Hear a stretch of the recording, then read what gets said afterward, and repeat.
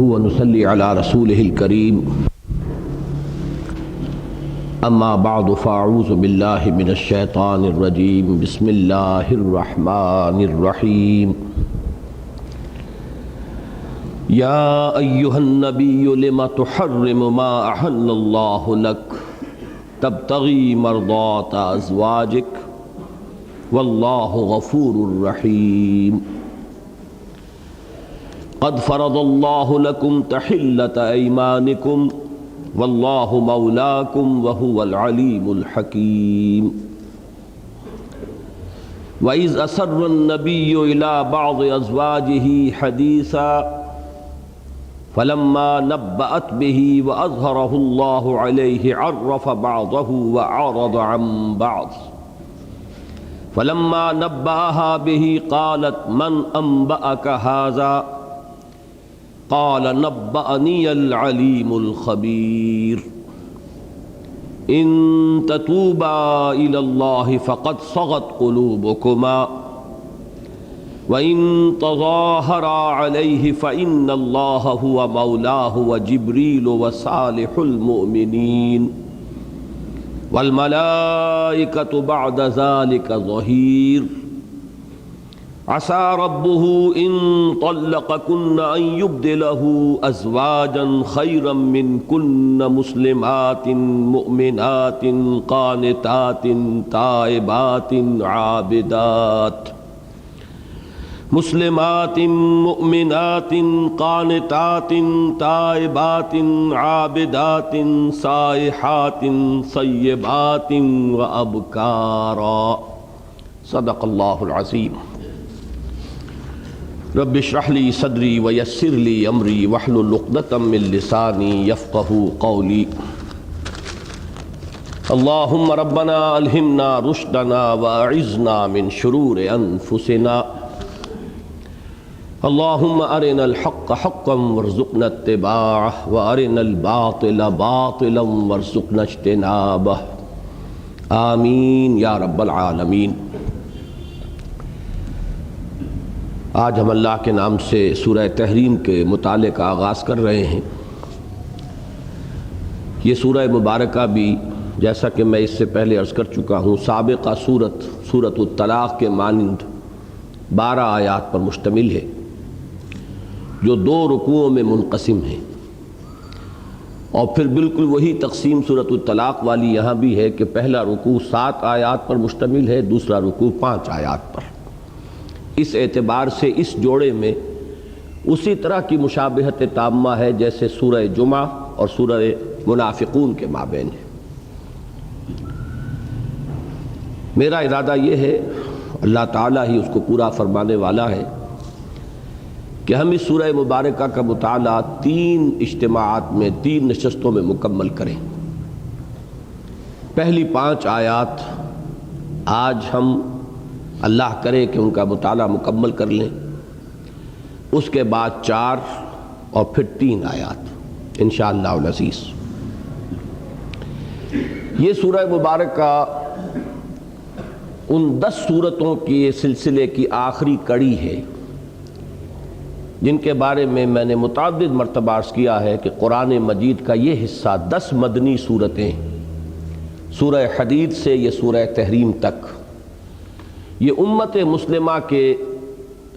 خاص طور پر ان حالات کے اعتبار سے کہ جن میں ہم دور زوال میں 2-4 ہو چکے ہیں، تو ان کے پیش نظر یہ اہم ترین حصہ ہے امت مسلمہ کے لیے،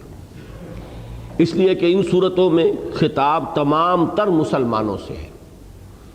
نہ مشرکین و کفار سے ہے، نہ نصارہ سے یا یہود سے ہے، ان کا ذکر ہے تو بطور نشان عبرت، خطاب سارا مسلمانوں سے ہے بحیثیت امت مسلمہ۔ اور امت مسلمہ میں جو جو کمزوریاں جس راستے سے در آ سکتی تھیں،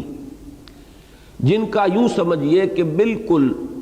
مائکروسکوپک آغاز ہوا تھا مدنی دور کے اواخر میں، جبکہ اوسط کچھ نہ کچھ گرا تھا، اس لیے کہ جو لوگ نئے نئے ایمان میں داخل ہوئے، وہ جو سورۃ الفتح سورۃ النصر میں آتا ہے اذا جاء نصر اللہ والفتح ورأیت الناس يدخلون فی دین اللہ افواجا، تو جب لوگ فوج در فوج داخل ہوئے اسلام میں تو ظاہر بات ہے کہ عددی اعتبار سے ان خام اور ناپختہ لوگوں کی ایک بڑی تعداد کے آنے کی وجہ سے اوسط جو ہے وہ گرا ہے۔ اوسط کس کا؟ ایمان کی گہرائی، ایمان کی پختگی، جوش جہاد، جذبہ انفاق، ذوق شہادت، یہ جو ایمان کے اصل ثمرات ہیں، اس کا اوسط جو ہے وہ گرا ہے۔ اس کو گویا کہ گفتگو کے لیے بنیاد بنا کر مسلمانوں کو جھنجھوڑا گیا ہے، اور مختلف کمزوریاں جو بعد میں پورے طور پہ برگ و بار لائیں، اور آج امت مسلمہ میں ہم دیکھتے ہیں کہ وہ بتمام و کمال موجود ہیں، ان سب کی نشاندہی، ان کا تجزیہ، ان پر ملامت، زجر، توبیخ، اس پر انذار کا انداز، جھنجھوڑنے کا انداز، یہ ان صورتوں کا ایک مشترک وصف ہے۔ اس اعتبار سے میں کہتا ہوں کہ یہ مجموعہ جو ہے 10 صورتوں کا، سورہ حدید سے سورہ تحریم تک، یہ انتہائی اہم ہے امت مسلمہ کے لیے، خاص طور پر اس دور زوال میں۔ باقی چونکہ اس سورہ مبارکہ کا اب یہ میں نے عرض کیا کہ اس سلسلے کی آخری کڑی ہونے کا ایک مقام ہے، اگرچہ یہ ان صورتوں میں شامل ہے کہ جن کا آغاز تسبیح باری تعالیٰ سے نہیں ہوا۔ میں عرض کر چکا ہوں کہ اس 10 صورتوں کے مجموعے میں 5 وہ ہیں جن کو المسبحات کا ایک مجموعی نام دیا گیا ہے، سبح للہ یا یسبح للہ سے جن صورتوں کا آغاز ہوا ہے وہ 5 ہیں، اور 5 وہ ہیں کہ جن کا آغاز بلا کسی تمہید کے ہو گیا ہے۔ تو یہ صورت وہ ہے کہ جو بلا تمہید، بغیر تسبیح کے تذکرے کے جس کا آغاز ہوا ہے، لیکن چونکہ ہے بہرحال اسی سلسلے کی آخری کڑی، لہذا آپ دیکھیں گے کہ اس کے بالکل وسط میں آپ کو وہ مضمون ملے گا کہ جو بڑے شرح و بسط کے ساتھ سورہ حدید میں بھی آیا ہے۔ گویا کہ اس طرح اول و آخر کے درمیان ایک مشابہت پیدا ہوئی ہے، اس لیے کہ یہ مضمون قرآن مجید میں صراحت کے ساتھ صرف 2 جگہ آیا ہے کہ میدان حشر میں کوئی ایسا مرحلہ بھی آنے والا ہے کہ اہل ایمان کو تو نور عطا ہو جائے گا، ان کا نور ایمان ظاہر ہو جائے گا، نور اعمال صالحہ کا ظہور ہوگا۔ وہ کوئی ایسا مرحلہ ہے کہ جس سے ہر مسلمان کو طے کرنا ہے، اس سے گزرنا ہے لا محالہ۔ تو جو واقعی مومنین صادقین ہوں گے، جنہوں نے اپنے اس ایمان میں اعمال صالحہ کی کمائی بھی کی ہوگی دنیا میں، وہ تو اپنے اس نور کی روشنی میں وہ اس مرحلے کو طے کر جائیں گے، اس سے بآسانی گزر جائیں گے۔ لیکن وہ منافقین جو تہی دست اور تہی دامن تھے ایمان حقیقی سے، ان کے پاس وہ روشنی نہیں ہوگی، اور وہاں وہ ٹھوکریں کھاتے ہوئے گر پڑیں گے۔ گویا کہ یہ ایک چھلنی ہوگی کہ جس میں امت مسلمہ میں جو شامل 2 حصے ہیں، امت میں شامل جو بھی قانونی طور پر دنیا میں مسلمان ہیں، ان میں ظاہر بات ہے یا مومن صادق ہے، اور یا پھر وہ ہے کہ جو ایمان حقیقی سے خالی ہے، تہی دست ہے، اور انہی کی ایک انتہائی کیفیت جو ہے وہ منافقین ہے۔ لہذا ایک چھلنی لگے گی جس میں کہ گویا کہ چھان دیا جائے گا کہ اہل ایمان جو بھی ہے، تھوڑا ہو کم ہو، جیسا کہ میں عرض کر چکا ہوں، حضور نے فرمایا کہ وہ نور جو ملے گا اس میں اتنا فرق و تفاوت ہوگا کہ کسی شخص کو تو ایسا نور ملے گا کہ جس سے گویا کہ مدینے سے وہ روشنی پہنچ جائے گی صنعاء تک۔ یہ یمن کا صدر مقام ہے صنعاء، سینکڑوں میل تک اس کا اثر جا رہا ہوگا، اور کسی کو روشنی اتنی ملے گی کہ صرف اس کے قدموں تلے، قدموں کے سامنے جیسے ٹارچ لائٹ ہوتی ہے بس روشنی ہو جائے گی۔ تو وہ بھی بڑا خوش نصیب ہوگا جو اس وقت اتنی اسے روشنی مل جائے کہ کم سے کم وہ راستہ دیکھ کر ٹھوکر نہ کھائے اور گرے نہ، بلکہ اس مرحلے کو طے کر جائے۔ لیکن یہ فرق و تفاوت بہرحال رہے گا۔ بہرحال جن کے پاس بھی وہ کوئی کسی درجے میں بھی وہ نور ہوگا وہ اس مرحلے کو طے کر لیں گے، باقی وہیں جو ہے گریں گے اور ٹھوکریں کھا کر وہیں رہ جائیں گے، اور اس کے بعد ایک فصیل حائل کر دی جائے گی۔ اس کے ایک طرف وہ ہوں گے جو مرحلہ عبور کر گئے، طے کر گئے، وہ جنت کے اندر داخل ہوں گے، اور جو لوگ وہاں رہ گئے ہیں ان پر عذاب خداوندی کا نزول شروع ہو جائے گا۔ یہ مضمون جیسا کہ میں عرض کر رہا تھا صراحت کے ساتھ قرآن مجید میں صرف 2 صورتوں میں آیا، ایک سورہ حدید میں اور ایک اس سورہ تحریم میں، اس کے وسط میں آ رہا ہے۔ لہذا اس چیز کو ضرور ذہن میں رکھیے کہ اس پورے سلسلہ سور کے اول و آخر میں ایک مناسبت اس مضمون کے اعتبار سے پیدا کرتی گئی۔ باقی جو اس صورت کا گہرا ربط اور تعلق ہے وہ تو ظاہر بات ہے کہ اس کا جوڑا جو ہے وہ تو سورہ طلاق ہے، اور سورہ طلاق اور سورہ تحریم کے مابین ایک تو وہ ظاہری مشابہت ہے جس کی طرف میں اشارہ کر چکا ہوں، دونوں بالکل اپنے حجم کے اعتبار سے برابر ہیں، 12 آیات، دونوں میں پہلے رکوع میں 7 آیات، دوسرے رکوع میں 5 آیات، یہ ظاہری چیزیں ہیں۔ دونوں کا آغاز ہو رہا یا ایھا النبی یا ایھا النبی، یہ تو مشابہتیں ہیں۔ دونوں میں انسان کی آئلی زندگی سے متعلق گفتگو ہو رہی ہے، اور یہ بات میں پچھلی مرتبہ تفصیل سے عرض کر چکا ہوں سورہ طلاق کی تمہیدی اپنے کلمات میں، کہ اس سے اندازہ ہوتا ہے کہ ہمارے دین میں اس آئلی نظام کی کتنی اہمیت ہے۔ آج میں جب مطالعہ کر رہا تھا تو مولانا حمید الدین فراہی کا ایک بڑا پیارا جملہ مجھے پڑھنے میں مجھے ملا، نظر سے گزرا، کہ انہوں نے ایک نسبت قائم کی ہے کہ سورہ بقرہ میں دوسرے پارے کے اختتام پر 4 رکوع ہیں، 28واں، 29واں، 30واں، 31واں، یہ تو پورے ہیں، 3 رکوع، 31واں آدھا اور 27واں آدھا، تو یہ 4 رکوع بنے ہیں کہ جس میں آئلی قوانین آئے۔ اب یہاں بھی دیکھیے کہ یہ 28ویں پارے کا اختتام ہے، آگے 2 پارے رہ گئے ہیں، اور یہاں پھر ان دونوں صورتوں کو آپ جمع کر دیں گے تو یہ 4 رکوعوں پر مشتمل پھر مباحث آئلی زندگی سے متعلق ہیں۔ تو یہ گویا کہ قرآن حکیم میں 2 پارے ادھر سے چھوڑ کر اور 2 پارے ادھر سے چھوڑ کر آئلی قوانین سے متعلق بحث آ رہی ہے۔ عین وسط میں سورہ نور کو سمجھیے، ادھر سورہ نساء اور ادھر سورہ احزاب، یہ اہم ترین مقامات ہیں کہ جن میں جو آئلی قوانین ہیں اور فیملی لاز ہیں اس سے متعلق ہدایات دی گئی ہیں، اور اس سے معلوم ہوتا ہے کہ کس قدر اہمیت کی حامل ہے یہ شے ہمارے دین اور شریعت کے اعتبار سے، کہ یہ گویا کہ اجتماعیت انسانیہ کا پہلا قدم ہے۔ اجتماعیت کا آغاز ہوتا ایک گھر، ایک خاندان سے، آگے یہی بنے گا، معاشرہ بنے گا، بہت سے خاندانوں پر مشتمل معاشرہ ہے۔ یہی معاشرہ جب زیادہ منظم ہو جاتا ہے تو ایک ریاست کا تصور ابھرتا ہے، اس ریاست میں پھر حکومت اور دستور کا معاملہ آتا ہے۔ تو یہ تمام منزلیں بالائی منزلیں ہیں۔ اجتماعیت کی پہلی منزل رشتہ ازدواج ہے، ایک مرد اور ایک عورت کے درمیان رشتہ ازدواج جب قائم ہوا، اب یہ اجتماعیت قائم ہوئی۔ جیسا کہ میں نے عرض کیا تھا، ابھی یہ ایک ہی بعد ہے، ایک ہی ڈائمنشن ہے، شوہر بیوی۔ اولاد ہو گئی تو اب سیکنڈ ڈائمنشن ایڈ ہو گئی، اب ایک رشتہ قائم ہوا والدین اور اولاد، اور جب اولاد میں تعدد ہو گیا تو اب تیسری ڈائمنشن قائم ہوئی، اب رشتہ اخوت، بہنوں اور بھائیوں کے درمیان رشتہ۔ یہ 3 ہی بعد ہیں، اسی کو 3 ڈائمنشنل سپیس کا آپ کا تصور ہے، جیسے یہ ہال ہے مسجد کا، اس کی لمبائی ہے، چوڑائی ہے، اونچائی ہے، سپیس کا یہی 3 ڈائمنشنل سپیس ہے۔ تو یہ اجتماعیت کا جو پہلا یوں سمجھیے کہ یونٹ قائم ہوتا ہے، اس کے 3 ڈائمنشنز ہیں، جن میں سے سب سے پہلے جو ہے رشتہ ازدواج ہے، ایک مرد اور ایک عورت کے درمیان۔ اب یہی کڑی ہے، اگر یہ درست ہوگی تو اوپر کی ساری منزلیں درست ہوگی۔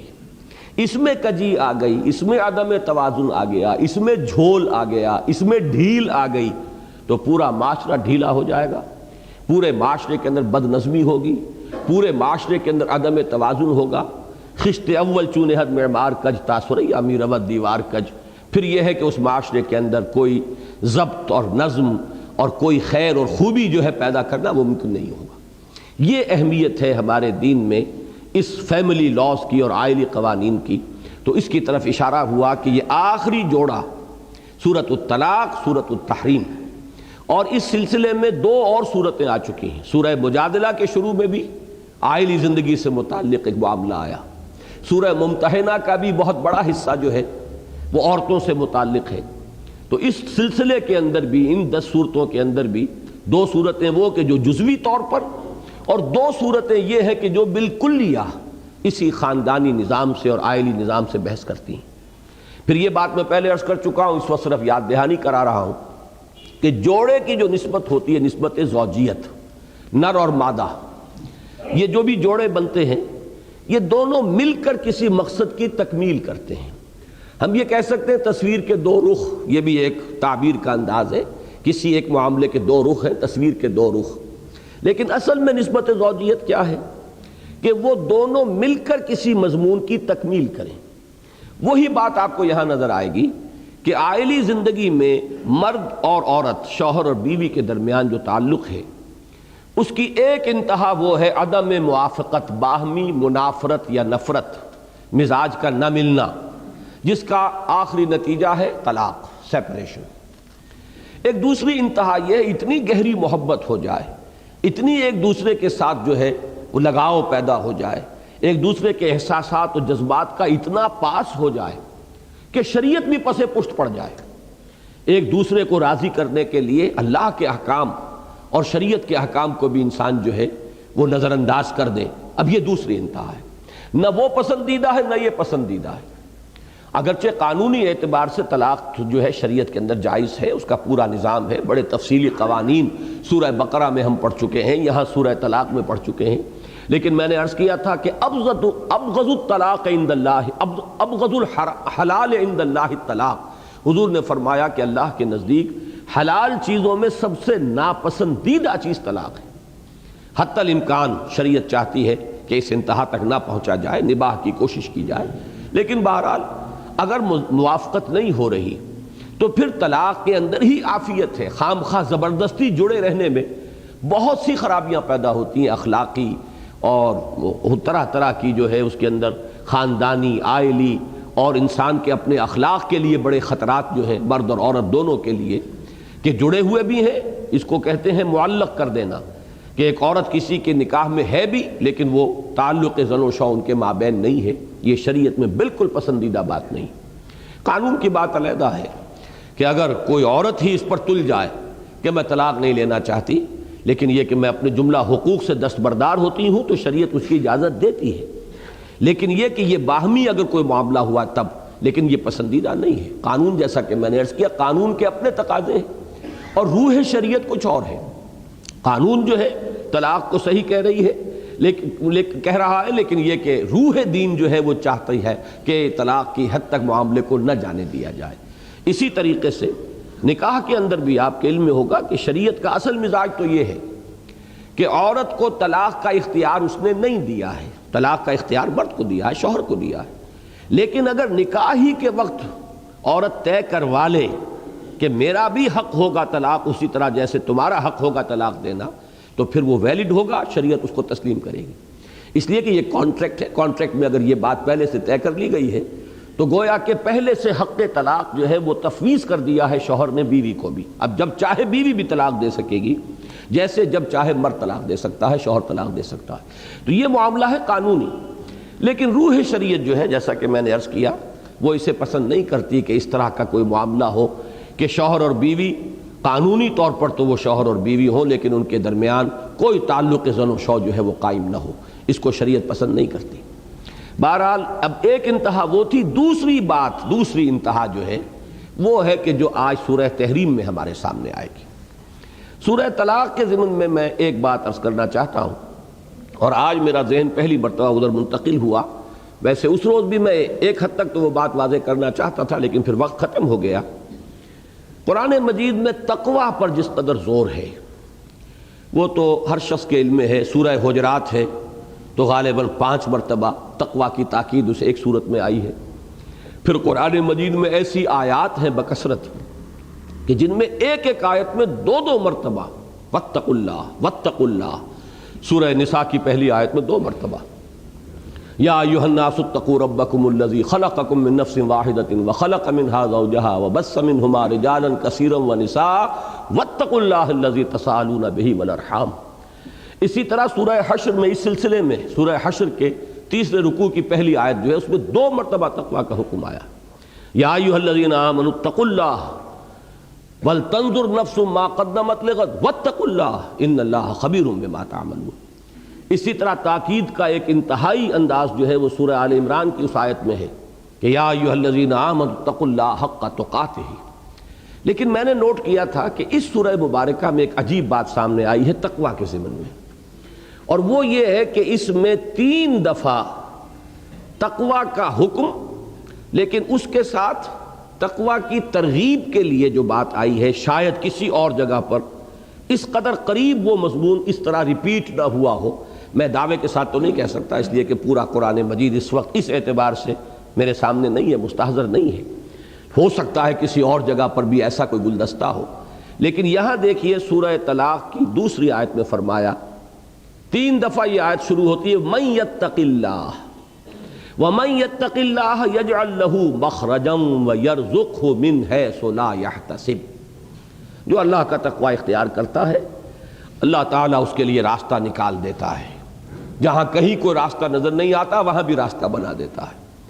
اور اس کو رزق پہنچاتا ہے وہاں سے جہاں سے اسے سان گمان تک نہیں ہوتا۔ آگے چلیے چوتھی آیت، وَمَن يَتَّقِ اللَّهَ يَجْعَل لَّهُ مِنْ أَمْرِهِ يُسْرًا، اور جو شخص اللہ کا تقوی اختیار کرتا ہے اللہ تعالیٰ اس کے معاملات میں آسانی پیدا کرتا چلا جاتا ہے۔ وہی بات ہے کہ اس کے لیے راستہ نکال دیتا ہے،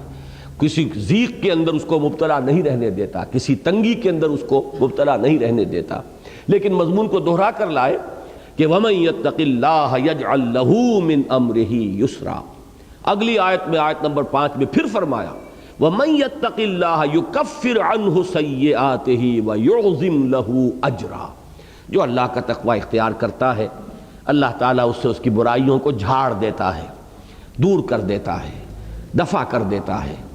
اور اس کے لیے اجر عظیم عطا فرماتا ہے۔ یعظم لہ اجرا، اس کے اجر کو عظیم بنا دیتا ہے، بہت عظیم۔ اب یہ 3 اسلوب آئے ہیں تقوی کی ترغیب کے اس سورہ مبارکہ میں۔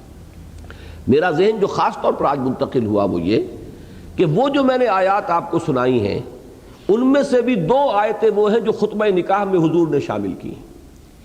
آئلی زندگی میں اپنے خطبہ نکاح میں مختلف مواقع پر اس مضمون کو بیان کرتا رہا ہوں، لیکن یہ جوڑ سورہ طلاق کی ان آیات کے ساتھ میرے ذہن میں ابھی قائم نہیں ہوا تھا کہ حضور صلی اللہ علیہ وسلم نے اپنے خطبہ نکاح میں جو 4 آیتیں منتخب کی ہیں قرآن مجید میں سے، ان کا سب کا مشترک وصف یہ ہے کہ ان میں تقوی پر زور ہے۔ چنانچہ سورہ آل عمران کی وہ آیت اس میں شامل، یا ایھا الذین آمنوا اتقوا اللہ حق تقاتہ ولا تموتن الا وانتم مسلمون۔ سورہ نساء کی وہ آیت جس میں 2 مرتبہ تقوی کا حکم آ رہا ہے، وہ بھی اس خطبہ نکاح میں شامل ہے۔ پھر آگے سورہ احزاب کی جو 2 آیتیں ہیں وہ بھی شروع ہوتی ہے، یا ایھا الذین آمنوا اتقوا اللہ وقولوا قولا سدیدا۔ یہاں اگرچہ دوبارہ لفظ تقوی نہیں آیا ہے، لیکن یہ زبان کا تقوی ہے کہ تمہاری زبان سے کوئی لفظ غلط نہ نکلے، سیدھی بات نکلے، یہ بھی زبان کا تقوی ہے۔ اور چونکہ یہاں بھی میں نے دیکھا کہ اس قدر زور، اتنی تاکید، اتنی تشویق، اتنی ترغیب تقوی کی، تو وہ جوڑ ملا کہ حضور نے بھی ان آیات کا انتخاب فرمایا، اور یہاں بھی چونکہ عائلی زندگی کا معاملہ ہے اور اس میں خاص طور پر وہ جہاں کچھ نفرت ہو گئی ہو، اور نفرت جہاں ہوتی ہے کچھ زیادتی کا امکان زیادہ پیدا ہو جاتا ہے۔ ایک تو عائلی زندگی میں چونکہ اسلام نے، شریعت اسلامی نے مرد کو قوام بنایا ہے، اسے اختیارات زیادہ دیے ہیں عورت کی نسبت، شوہر کے پاس اختیار ہے، اور عورت کا، بیوی کا کام یہ کہ اس کی اطاعت کرے۔ فالصالحات قانتات حافظات للغیب بما حفظ اللہ، نیک بیویوں کا کام یہ ہے کہ اپنے شوہروں کی فرما بردار ہوں، ان کا کہنا مانیں، ان کی اطاعت کریں۔ اب ظاہر بات ہے کہ جہاں اتھارٹی ہوگی اس میں اندیشہ ہوتا ہے کہ وہ اتھارٹی غلط استعمال ہو جائے۔ گھر کی 4 دیواری میں جہاں کوئی اور باز پرس ہو نہیں سکتی، کوئی پولیس پرچہ وہاں نہیں ہو سکتا، گھر کے معاملات ہیں، بازار کا کوئی مسئلہ ہو، منڈی کی کوئی بات ہو، کہیں اور کوئی معاملہ جھگڑا ہو، اب پولیس پرچے میں چلے جائیں گے بے دھڑک، لیکن گھر کے معاملے میں آدمی نہیں چاہتا کہ گندے کپڑے جو ہیں جا کر چوک کے اندر اور چوراہے میں جا کر دھوئے جائیں، لہٰذا وہاں اندیشہ رہتا ہے کہ اس گھر کی 4 دیواری میں یہ شوہر کا جو اختیار ہے یہ غلط استعمال ہو جائے۔ یہ وجہ ہے کہ خطبہ نکاح میں اس قدر جمع کیے گئی ہیں وہ تمام آیات جن میں انتہائی تاکیدی جو ہے حکم وہ تقوی کا ہے، اور یہی وجہ ہے کہ سورۃ الطلاق میں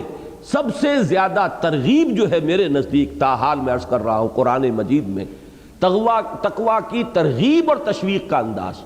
میں سمجھتا ہوں کہ سورۃ الطلاق میں جتنا جمع ہوا ہے شاید کہیں 3 آیات میں، 4 آیات میں اس طریقے سے تکرار کے ساتھ یہ مضمون نہ آیا۔ پھر ذہن میں تازہ کر لیجئے، وَمَن يَتَّقِ اللَّهَ يَجْعَل لَّهُ مَخْرَجًا وَيَرْزُقْهُ مِنْ حَيْثُ لَا يَحْتَسِبُ وَمَن يَتَّقِ اللَّهَ يَجْعَل لَّهُ مِنْ أَمْرِهِ يُسْرًا وَمَن يَتَّقِ اللَّهَ يُكَفِّرْ عَنْهُ سَيِّئَاتِهِ وَيُعْظِمْ لَهُ أَجْرًا۔ تو ایک تو یہ میں چاہتا تھا کہ یہ سورۃ الطلاق کے درس کا ایک تتمہ سمجھ لیجئے، اور اب ان تمہیدی کلمات کے بعد آئیے کہ ہم آغاز کریں سورہ تحریم کا۔ فرمایا یا ایھا النبی لم تحرم ما احل اللہ لک، اے نبی صلی اللہ علیہ وسلم کیوں آپ حرام ٹھہراتے ہیں وہ شے جو اللہ نے آپ کے لیے حلال ٹھہرائی؟ تبتغی مرضات ازواجک، اپنی بیویوں کی رضا جوئی کے لیے۔ واللہ غفور الرحیم، اور اللہ غفور ہے اور رحیم ہے، بخشنے والا ہے، رحم فرمانے والا ہے۔ ایک طرف تو ایک بات بالکل واضح ہو رہی ہے کہ یہ آیت خود بول رہی ہے، اس کے الفاظ، کہ کوئی خاص واقعہ ہے اس کے پس منظر میں۔ یہاں ایک اصولی بات سمجھ لیجئے کہ قرآن مجید کے فہم کے لیے سیرت کا اور شان نزول واقعہ اگر کہیں ہے کسی آیت کے پس منظر میں، تو اس کا علم انتہائی ضروری ہے۔ جو لوگ یہ سمجھتے ہیں کہ حدیث اور روایات جو ہیں ان سے بالکل مستغنی ہو سکتے ہیں قرآن کے فہم میں، وہ بہت بڑے مغالطے میں ہیں۔ اس قسم کی آیات جو ہیں گویا کہ منہ بولتا ثبوت ہے کہ بہت سی آیات وہ ہیں کہ جن کو آپ سمجھ ہی نہیں سکتے جب تک کہ ان کے پس منظر میں جو واقعہ ہے وہ آپ کے علم میں نہ ہو۔ لہذا قرآن مجید کے فہم کے لیے روایات، احادیث اور سیرت مطہرہ، اس کا فہم، اس کا علم نہایت ضروری ہے اور لازمی ہے۔ ویسے بھی میں نے کئی مرتبہ عرض کیا ہے کہ قرآن مجید کے فہم میں دو درجے ہمیشہ ذہن میں رکھنے چاہیے۔ عام آیات کے ضمن میں بھی ایک تو ایسی آیات ہیں وہ تو گویا کہ خود بول رہی ہیں کہ خاص کوئی واقعہ ہے اس کے پس منظر میں، لیکن یہ کہ عام آیات کے لیے بھی میں نے کئی مرتبہ دو اصطلاحات آپ کے سامنے رکھی، ایک تعویل خاص، ایک تعویل عام۔ تعویل خاص یہ ہے کہ جس ماحول میں، جس پس منظر میں، جن حالات میں وہ آیات نازل ہوئی ہیں اس کانٹیکسٹ میں رکھ کر سمجھے کہ اگر آپ اس وقت اس ماحول میں ہوتے تو اس آیت کا کیا مفہوم آپ سمجھتے، جو حضرات اس ماحول میں تھے انہوں نے اس آیت کا کیا مدلول سمجھا۔ ظاہر بات ہے اس کے لیے وہ جو آپ کہتے ہیں explain with reference to the context, تو وہ کانٹیکسٹ جو ہے حالات کا، وہ ماحول، وہ معاملات، وہ تاریخی پس منظر، وہ سماجی ماحول، وہ تہذیبی احوال جو اس وقت کے تھے، وہ خاص قوم جو مخاطب اولین تھی، ان کے کیا کسٹمز تھے، ان کا کیا مزاج تھا، حالات و واقعات کیا تھے، اس کے پس منظر میں رکھ کر قرآن مجید کی ہر آیت پر غور کرنا، یہ تعویل خاص ہے۔ پھر یہ ہے کہ عام اصول ہے کہ الاعتبار لعموم اللفظ لا لخصوص السبب، اس سے آگے بڑھ کر اس پس منظر سے ڈیٹیچ کر ہر آیت پر اب اس کے الفاظ کے اعتبار سے بھی غور کیجیے۔ اس میں پھر جنرلائزیشن ہوگی کہ ظاہر بات ہے خاص وقت میں تو یہ آیات نازل ہوئی ہیں، لیکن صرف اس خاص وقت کے لیے نازل نہیں ہوئی ہیں، نازل ہوئی ہیں ابد الآباد تک ہدایت و رہنمائی دینے کے لیے، لہٰذا آپ جنرلائز کیجئے۔ لیکن پہلا فہم جو ہے وہ تعویل خاص اس کے لیے لازم ہے کہ پہلے اس کو اس خاص ماحول اور پس منظر میں رکھ کر اس پر غور کیجئے۔ بہرحال یہ جو معاملہ ہے، یہ تو میں نے عرض کیا کہ بعض آیتیں تو وہ ہیں کہ جو خود گویا کہ بول رہی ہیں کہ ان کو سمجھنے کے لیے اس کا جو پس منظر ہے، اس کا جو شان نزول ہے، جو خصوصی واقعہ اس کے پس منظر میں ہے، اس کو سمجھا جائے۔ اس میں بھی اگر اس آیت کے ہم ٹکڑے کریں، یا ایھا النبی لما تحرم ما احل اللہ لک، یہاں تک ایک ٹکڑا ہے۔ اگر آگے کے لفظ کو سامنے نہ رکھیں تو اس کے اندر عموم کا پہلو یہ ہوگا کہ جس طریقے سے اللہ کی حرام کردہ شے کو حلال کر دینا غلط ہے، اتنا ہی اللہ کی حلال کی ہوئی شے کو حرام کرنا بھی غلط ہے۔ اس میں چونکہ کچھ لوگوں کے اندر ایک شدت مزاج کی پیدا ہو جاتی ہے، کچھ تقشف ہے، کچھ بہت زہد ہے، کوئی جذبہ جو ہے نیکی کا وہ بہت پروان چڑھ گیا ہے، تو اس میں یہ ہوتا ہے کہ آدمی اپنے اوپر دائرہ تنگ کرتا چلا جاتا ہے، زہد کی وجہ سے، تقوی کی وجہ سے، رہبانیت کی وجہ سے، لذات دنیاوی سے کنارہ کشی کی وجہ سے وہ انسان جو ہے اپنے اوپر جب دائرہ تنگ کرتا ہے کہ اللہ کی حلال کی ہوئی چیزوں کو اپنے لیے حرام ٹھہرا لے یا ان کا استعمال جو ہے ترک کر دے، اس کی مقدرت رکھتا ہو، اس کی استطاعت رکھتا ہو، پھر بھی ان کو استعمال نہ کرے، یہ شے بھی دین میں پسندیدہ نہیں ہے۔ بلکہ جیسا کہ سورہ اعراف میں فرمایا کہ اگر کچھ لوگوں میں یہ رجحان ہے، جیسے کہ رجحان پیدا ہو گیا تھا سورہ حدید میں ہم پڑھا ہے نا کہ وہ رہبانیت وَرَهْبَانِيَّةً ابْتَدَعُوهَا مَا كَتَبْنَاهَا عَلَيْهِمْ إِلَّا ابْتِغَاءَ رِضْوَانِ اللَّهِ، رہبانیت کی بدعت انہوں نے ایجاد کی ہے، ہم نے وہ ان پر لازم نہیں کی تھی۔ یہ انہوں نے ایک بدعت اپنے لیے ایجاد کر لی، حلال چیزوں کو اپنے اوپر حرام کر لیا، خامخواہ کا وہ نظام رہبانیت کا وہ اختیار کر لیا، اور پھر اس کی پابندی بھی نہیں کر سکے جیسے کہ کرنی چاہیے، اس لیے کہ وہ خلاف فطرت ایک نظام ہے۔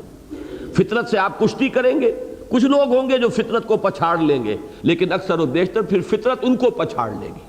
پھر ہوگا یہ کہ اوپر سے رہبانیت ہے، ترک دنیا ہے، اندر سے انتہائی جو گھٹیا دنیا پرستی ہے وہ ہو رہی ہوگی۔ اوپر سے تجرد ہے، شادی نہیں کی ہے، اندر سے بدترین شہوت رانی جو ہے ہو رہی ہوگی، جیسا کہ جو ویسٹرن اور جو کرسچین مناسٹسزم ہے،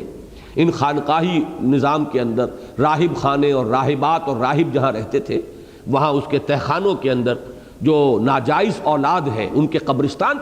آباد ہو جاتے ہیں۔ اوپر سے راہب خانہ ہے، اندر سے وہ قحبہ خانہ بنا ہوا ہے، کیونکہ در حقیقت فطرت کے خلاف ایک راستہ اختیار کیا۔ رہبانیت ابتدعوہا، اسی کا جو ابتدائی معاملہ ہوتا ہے اسے سورہ اعراف میں بڑی خوبصورتی سے بیان کیا۔ قل من حرم زینۃ اللہ التی اخرج لعبادہ والطیبات من الرزق، اے نبی ان سے کہیے کس نے حرام کی ہیں وہ چیزیں جو زینت کی ہیں، زیبائش کی ہیں، آرائش کی ہیں، جو اللہ نے اپنے بندوں کے لیے پیدا کی ہیں، اور وہ پاکیزہ کھانے جو اللہ نے بنائے۔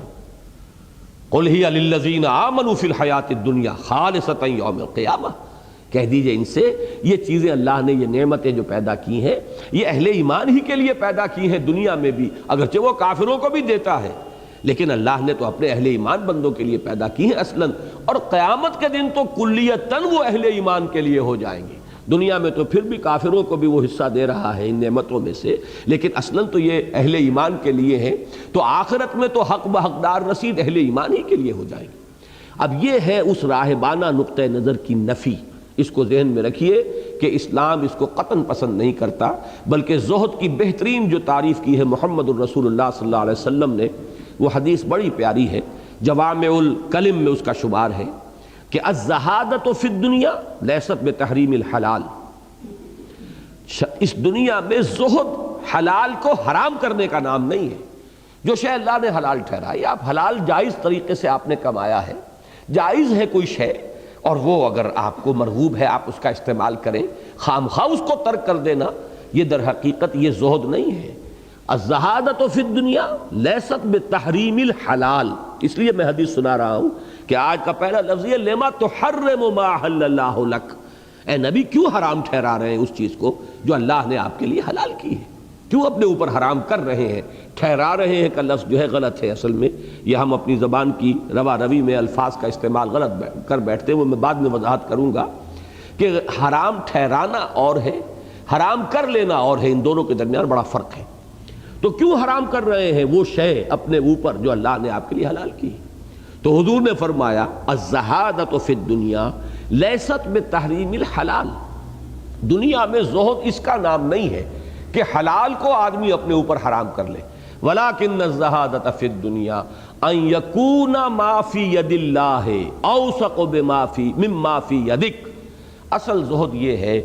کہ جو شے اللہ کے ہاتھ میں ہے اس پر تمہارا اعتماد زیادہ ہو جائے بنسبت اس کے جو تمہارے ہاتھ میں ہے۔ میرے پاس دولت ہے، پیسہ ہے، بینک بیلنس ہے، فلاں ہے فلاں ہے، تو دل جو ہے وہ جمع ہوا ہے، ٹکا ہوا ہے، اطمینان ہے، اور اگر نہیں ہے تو دل اڑا ہے۔ آدمی جو ہے وہ افئدتہم ہوا، دل جو ہے اڑا ہوا ہے، ہوائیاں چہرے پر کھنڈی ہوئی ہیں، حالانکہ اللہ کے ہاتھ میں تو سب کچھ ہے۔ اگر توکل اور اعتماد اللہ پر ہو اور اس شے پر ہو جو اللہ کے ہاتھ میں ہے تو دل جمی ہونی چاہیے اس کیفیت میں بھی۔ اگر اس حالت میں دل جمی نہیں ہے، اس کا مطلب یہ اللہ کے ہاتھ میں جو کچھ ہے اس پر اعتماد نہیں ہے، اعتماد اس پر ہے جو اپنے ہاتھ میں ہے۔ بس یہ کنڈیشن، یہ کیفیت اگر اس کی ریورس ہو جائے گی، ریورسل ہو جائے کہ جو کچھ اللہ کے ہاتھ میں اس پر زیادہ اعتماد ہو بنسبت اس کے کہ جو تمہارے اپنے ہاتھ میں ہے، تو یہ ہے اصل میں زہد۔ باقی ہے کہ اللہ نے جو دیا ہے، جو بھی خیر کے راستے سے، جائز راستے سے تمہیں ملا ہے، اس سے متمتع ہونا، اس سے فائدہ اٹھانا۔ جو بھی اللہ نے، جیسے کہ اس حدیث میں آتا ان لنفسک علیک حقا وان لزوجک علیک حقا وان لزورک علیک حقا، کہ تمہارے نفس کا بھی تم پر حق ہے، اس کو اس کا حق دو، اس پر بھی ظلم نہ کرو، اس کی حق تلفی نہ کرو۔ فرمایا آنکھ کا بھی حق ہے کہ رات کا کچھ وقت گزرنا چاہیے جس میں آنکھ کو آرام ملے، یعنی نیند، سونے کا اس کا حق ہے، اسے ملنا چاہیے۔ تمہارے نفس کا حق ہے، تمہاری بیویوں کے تم پر حقوق ہیں، تمہارے دوستوں کے، ملاقاتیوں کے تم پر حقوق ہیں، ان تمام حقوق کو ادا کرو۔ تو سب سے پہلے ان لنفسک علیک حقا، تمہارے نفس کا بھی تم پر حق ہے۔ تو یہ ہے اصل میں وہ معتدل نظام جو اسلام نے دیا ہے۔ اس زہد کی نفی کی جا رہی ہے کہ جس میں خام خواہ اللہ کی نعمتوں کو انسان زہد کے ایک غیر معتدل تصور کے تحت اپنے اوپر حرام کر لے۔ تو یا ایھا النبی لما تحرم ما احل اللہ لک، ایک تو یہ کہ اس میں اگر یا ایھا النبی کو بھی نکال دیجئے کہ خطاب یہاں حضور سے ہو رہا ہے، ایک جنرل اصول جو ہے اس سے مل رہا ہے، لما تحرم ما احل اللہ لک، اور اسی کے ضمن میں قرآن مجید میں اور مضامین بھی آئے ہیں، جیسے کہ سورہ مائدہ کی آیت نمبر 88 میں ذرا نکال لوں پھر آپ کو بتاتا ہوں۔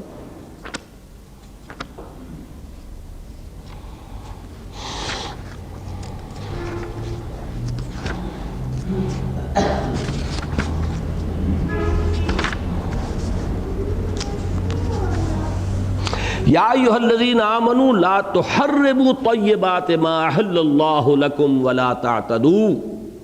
ان اللہ لا يحب المعتدین وَكُلُوا مِمَّا رَزَقَكُمُ اللَّهُ حَلَالًا طَيِّبًا وَاتَّقُوا اللَّهَ الَّذِي أَنْتُمْ بِهِ مُؤْمِنُونَ، اہل ایمان نہ حرام ٹھہرا لو ان پاکیزہ چیزوں کو جو اللہ نے تمہارے لیے حلال ٹھہرائی، اور حد سے نہ تجاوز کرو۔ اس زہد میں اور تقوی میں بھی ایک اعتدال ہے کہ جو مطلوب ہے۔ ان اللہ لا يحب المعتدین، اللہ تعالیٰ حد سے تجاوز کرنے والوں کو پسند نہیں کرتا۔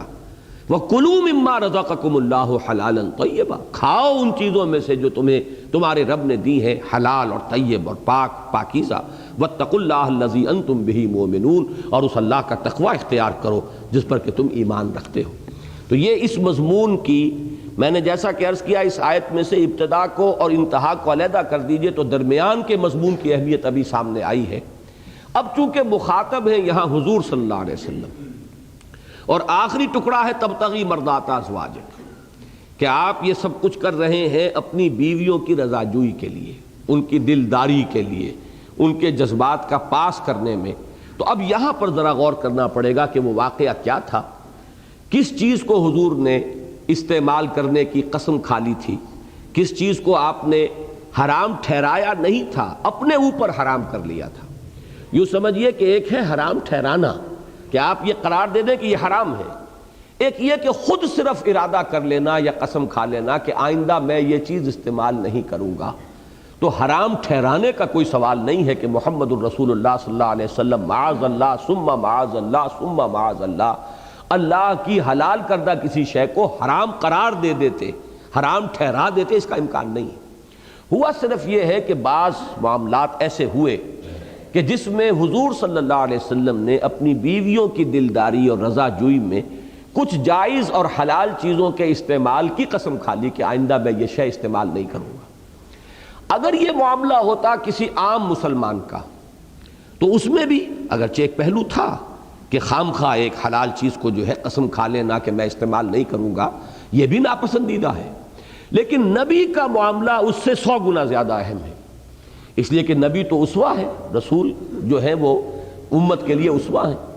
رسول کے ہر عمل کو لوگ دیکھتے ہیں کہ یہی شریعت کا مظہر ہے۔ تو کتنا شدید امکان اس کا ہے کہ لوگ یہ سمجھ بیٹھے کہ یہ شے اصلاً ہے ہی حرام،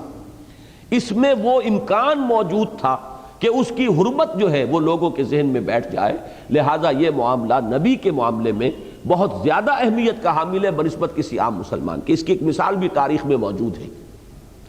حضرت یعقوب علیہ السلام کو طبعاً اونٹ کا گوشت جو ہے وہ مرغوب نہیں تھا، وہ نہیں کھاتے تھے۔ نتیجہ یہ نکلا کہ یہود نے یہ سمجھا کہ ہے ہی حرام، اور پھر جب شریعت محمدی میں اس کی حلت آئی،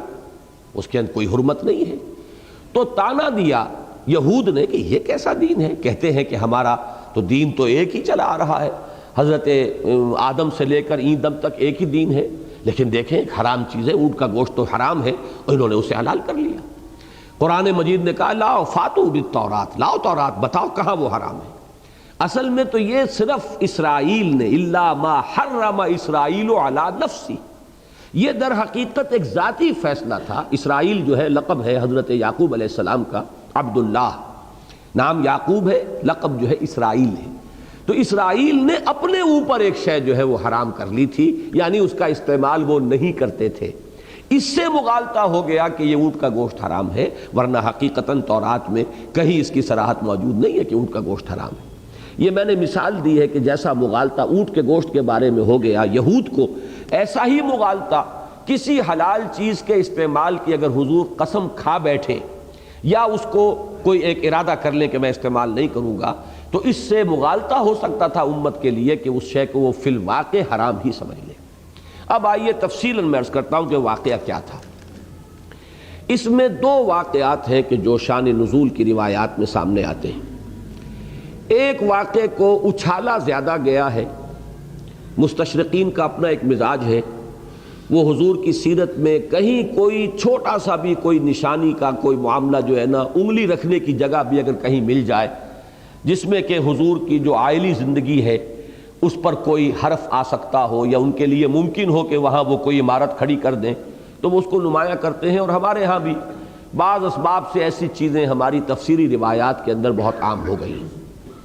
اور ایک ہے وہ واقعہ کہ جو مستند روایات میں آیا ہے، جو عام ہو گیا ہے اور جو سب کا سب جو ہے مرسل روایات پر مبنی ہے۔ کوئی روایت جو ہے متصل نہیں ہے محمد الرسول اللہ صلی اللہ علیہ وسلم سے، اور وہ مرفوع نہیں ہے، بلکہ مختلف صحابہ پر جا کر وہ بات ختم ہو جاتی ہے، مرسل روایات ہیں۔ اور پھر یہ روایات جو ہیں وہ صحاح کی کتابوں میں نہیں ہے موجود۔ البتہ یہ ہے کہ بعض حضرات نے، ابن حجر عسقلانی رحمہ اللہ نے کثرت طرق کی وجہ سے کہا ہے کہ یہ چیز بالکل بے بنیاد نہیں ہو سکتی، اگرچہ کہیں صحاح میں یہ روایت نہیں ہے، بخاری کی نہیں ہے، مسلم کی نہیں ہے، صحاح کی دوسری کتابوں میں بھی نہیں ہے، لیکن یہ کہ کثرت سے بات پھیل گئی ہے اور مختلف طرق اس کے چونکہ آئے ہیں، لہٰذا معلوم ہوتا ہے کہ یہ بے اصل نہیں ہے۔ یہ بات کہی ہے جو بہت بڑے شارح بخاری ہیں ابن حجر عسقلانی رحمہ اللہ۔ وہ واقعہ کیا ہے کہ یہ حضرت ماریہ قبطیہ سے متعلق واقعہ ہے۔ یہ ذہن میں رکھیے کہ سن 7 میں صلح حدیبیہ کے بعد حضور صلی اللہ علیہ وسلم نے جو خطوط لکھے تھے مختلف بادشاہوں کو، قیصر کو خط لکھا، کسریٰ کو لکھا، تو ایک خط جو ہے مقوقس شاہ مصر، یہ مقوقس جو ہے اس کا لقب تھا، جیسے فرائضہ کبھی ہوتے تھے۔ مصر میں اس وقت تھی عیسائی تہذیب، عیسائی مذہب، اور وہاں وہ پیٹریارک، وہ گویا کہ ایک طرح کا حاکم بھی ہوتا تھا اور ان کا وہ مذہبی رہنما بھی ہوتا تھا۔ وہاں مذہب جو ہے چرچ اور جو حکومت ہے وہ ایک جگہ پر جمع ہو گئے تھے۔ تو وہ پیٹریارک وہاں کا تھا مقوقس، اس کے پاس بھی حضور صلی اللہ علیہ وسلم کا خط لے کر گئے حضرت حاتب ابن ابی بلتع۔ یہ وہ صحابی ہیں جن کا ذکر سورہ ممتحنہ میں آ چکا ہے کہ انہی سے ایک کمزوری کا ظہور ہوا تھا فتح مکہ سے قبل، کہ انہوں نے مشرکین کو اطلاع جو ہے دینے کی کوشش کی تھی کہ حضور صلی اللہ علیہ وسلم اب مکے کی طرف پیش قدمی فرمانے والے ہیں، آپ کا ارادہ ہے۔ بدری صحابی ہیں، اس لیے حضور صلی اللہ علیہ وسلم نے کوئی انہیں صدا نہیں دی، بلکہ حضرت عمر نے فرمایا بھی تھا کہ میں آپ اجازت دیجئے کہ میں ان کی گردن مار دوں، تو حضور نے یہ فرمایا تھا کہ عمر تمہیں معلوم نہیں یہ بدری ہے، اور اللہ تعالیٰ تمام ان صحابہ کی تمام اگلی پچھلی خطائیں معاف کر چکا ہے کہ جو بدر میں شریک تھے۔ پہلی جنگ تھی، سرفروشی کا سب سے بڑا امتحان تھا۔ بہرحال وہی خط لے کر گئے تھے۔ تو یہ بات بھی نوٹ کر لیجئے، یہ سیرت کا ایک اہم معاملہ ہے کہ تمام عیسائی جو حکمران تھے اس دور کے، ان کا طرز عمل حضور کے ان دعوتی خطوط کے ساتھ تقریباً یکساں تھا۔ انہوں نے پہچان لیا تھا حضور کو، جیسے قیصر نے پہچان لیا تھا، صرف وہ چاہتا یہ تھا کہ میری پوری سلطنت جو ہے اس نئے دین کو قبول کر لے، جیسے کبھی کانسٹنٹائن نے، جو ان کا امپرر قسطنطین تھا، اس نے جب عیسائیت اختیار کی تھی تو پوری مملکت عیسائی ہو گئی، تو نظام قائم رہا بادشاہت کا۔ اب اگر بادشاہ صرف کوئی نیا مذہب اختیار کر لے، پوری قوم نہ کرے، تو وہ تو ایک تصادم ہو جائے گا، اسے اپنی بادشاہت سے ہاتھ دھونے پڑ جائیں گے۔ تو اس نے پوری کوشش کی کہ سب لوگ جو ہیں اپنے نائبین سلطنت اور بڑے بڑے پیٹریارکس اور بطریق جو تھے ان کو جمع کیا، اور کوشش کی انتہائی کہ یہ سب لوگ بھی قائل ہو جائیں، ناکام ہو گیا۔ نجاشی کا آپ کو معلوم ہے کہ وہ تو ایمان ہی لے آئے تھے، پہلے ایمان لے آئے تھے، اگرچہ جب حضور نے خطوط بھیجے ہیں یہ سن 7 میں، اس وقت وہ نجاشی انتقال کر چکے تھے رحمہ اللہ۔ اب جو نجاشی تھے وہ اگرچہ انہوں نے بھی معاملہ وہی کیا کہ کوئی گستاخی نہیں کی، کوئی اور معاملہ جو ہے توہین آمیز نہیں کیا، لیکن وہ ایمان نہیں لائے۔ یہی معاملہ مقوقس نے کیا۔ مقوقس نے ریسیو کیا حضرت حاتب ابن بلتع کو بڑے اعزاز و اکرام کے ساتھ، اور اس نے یہ الفاظ بھی کہے کہ میرا گمان تو تھا، میرا علم بتا رہا تھا کہ اب ایک نئی نبوت اور آخری نبوت کے ظہور کا وقت آ گیا ہے، لیکن میرا گمان تھا کہ وہ شام میں کہیں ظہور ہوگا، یہ میرا گمان نہیں تھا کہ وہ عرب میں حجاز کے ریگزار میں اور اس یوں سمجھیے کہ اس پہاڑی سلسلے کے اندر بوادن غیر ذی زرع، یہ جو آخری پھول کھلنا ہے یہ وہاں کھلے گا۔ لہذا اس نے تصدیق نہیں کی، ایمان نہیں لایا، لیکن حضور صلی اللہ علیہ وسلم کا اکرام فرمایا، اس نے ایک گھوڑا بھی پیش کیا تحفے کے طور پر، وہی پھر بعد میں دلدل کے نام سے مشہور ہوا ہے، حضور کا سواری کا گھوڑا، اور انہوں نے 2 کنیزیں کہہ لیجئے، 2 لڑکیاں ہدیتاً بھجوائیں۔ اب یہ بھی ذہن میں رکھیے یہ خاص دور ہے، اس کی اپنی تہذیب ہے، اس کا اپنا تمدن ہے، ان کو بھیجا، ایک سیرین اور ایک میری، ماریا، عربی میں آپ اسے ماریا کہیں گے، اصل میں وہ میری تھی، میری دی کاپٹک، چونکہ یہ قبطی قوم ہے تو میری دی کاپٹک، یہ ماریا قبطیہ کہلاتی ہے، اور اس نے یہ لکھا کہ یہ ہمارے ہاں کوئی کنیزیں نہیں ہیں، یہ ہمارے بڑے اعلیٰ خاندان کی ہیں، یہ میں ہدیتاً آپ کی خدمت میں بھیج رہا ہوں۔ تو ایک کو حضور نے اپنے حرم میں داخل کیا، ماریا قبطیہ کو، اور ایک کو حضور نے ہبہ کر دیا حضرت حسان ابن ثابت رضی اللہ تعالیٰ عنہ، وہ ہے ماریا قبطیہ۔ اب یہ رومی تھی، رومیوں کا حسن و جمال وہ اپنی جگہ پر ہے، وہ تو ایک معروف شے ہے، لہذا ایک دیکھیے اس کو بھی ذہن میں رکھیے کہ یہ کوئی شے قطعاً نبی کے مقام سے فروتر نہیں ہے۔ نبی کو بھی کھانے کی اچھی چیز بھی اچھی لگتی تھی، یہ بات نہیں تھی کہ کھانے کی کوئی اچھی چیز جو ہے وہ حضور کو یا کسی اور نبی کو بری لگتی ہو۔ اسی طریقے سے جو بھی تقاضے ہیں انسان کی فطرت کے اندر، وہ تمام تقاضے جو ہیں انبیاء کرام کی طبیعت کے اندر بھی موجود تھے۔ تو حضور صلی اللہ علیہ وسلم کا ایک رجحان خصوصی حضرت ماریا کی طرف ہو گیا، اور آپ کے علم میں ہے کہ انہی کے بطن سے پھر حضرت ابراہیم کی ولادت ہوئی ہے حضور کے، وہ اس عمر کے آخری دور میں اللہ نے فرزند عطا فرمایا، اگرچہ وہ بالکل وہ انفینسی میں ہی، چھوٹی عمر ہی میں ان کا انتقال بھی ہو گیا ہے۔ تو میرے ذہن میں ایک عجیب ہے، ایک بس نکتے کی بات سمجھیے یہ کہ تاریخ نے گویا کہ اپنے آپ کو دہرایا ہے۔ حضرت ابراہیم علیہ السلام کو مصر ہی نے حضرت ہاجرہ جو ہیں وہ دی تھی، اور وہ بھی اس وقت کے بادشاہ کے خاندان کی شہزادی تھی، وہ اصل میں یہودیوں نے انہیں کنیز کہہ دیا ہے تاکہ وہ بنی اسماعیل کو گھٹیا قرار دے سکیں، جو سارہ کی اولاد ہے، حضرت سارہ سلام علیہا، ان کی اولاد کو حضرت اسحاق اور یعقوب کو بالا تر رکھنے کے لیے تو انہیں کہہ دیا لونڈی تھی ہاجرہ، حالانکہ وہ شاہی خاندان کی تھی۔ حضرت ابراہیم کی خدمت میں وہ پیش کی گئیں، ان سے حضرت اسماعیل ہوئے۔ حضرت اسماعیل علیہ السلام ہی کی نسل میں حضرت محمد صلی اللہ علیہ وسلم ہیں، اور ان کے پاس پھر مصر ہی سے ایک باعزت خاتون آئی ہے، اور ان کے ہاں پھر جو بچہ جو ہے جس کا ولادت ہوا، حضور نے اس کا نام ابراہیم رکھا ہے۔ یہ صرف ایک نکتہ ہے ناموں کے اعتبار سے، اور یہ کہ اس میں کوئی اور معنی اپنی طرف سے شامل نہ کیجئے، اگرچہ یہ بات سامنے رکھیے کہ حضور نے فرمایا لو عاش ابراہیم لکان نبیا، اگر ابراہیم زندہ رہتا تو نبی ہوتا۔ اور اس کو قادیانی جو ہے استعمال کرتے ہیں اس حدیث کو، کہ اس کا مطلب یہ ہے کہ پھر نبوت تو ختم نہیں ہوئی،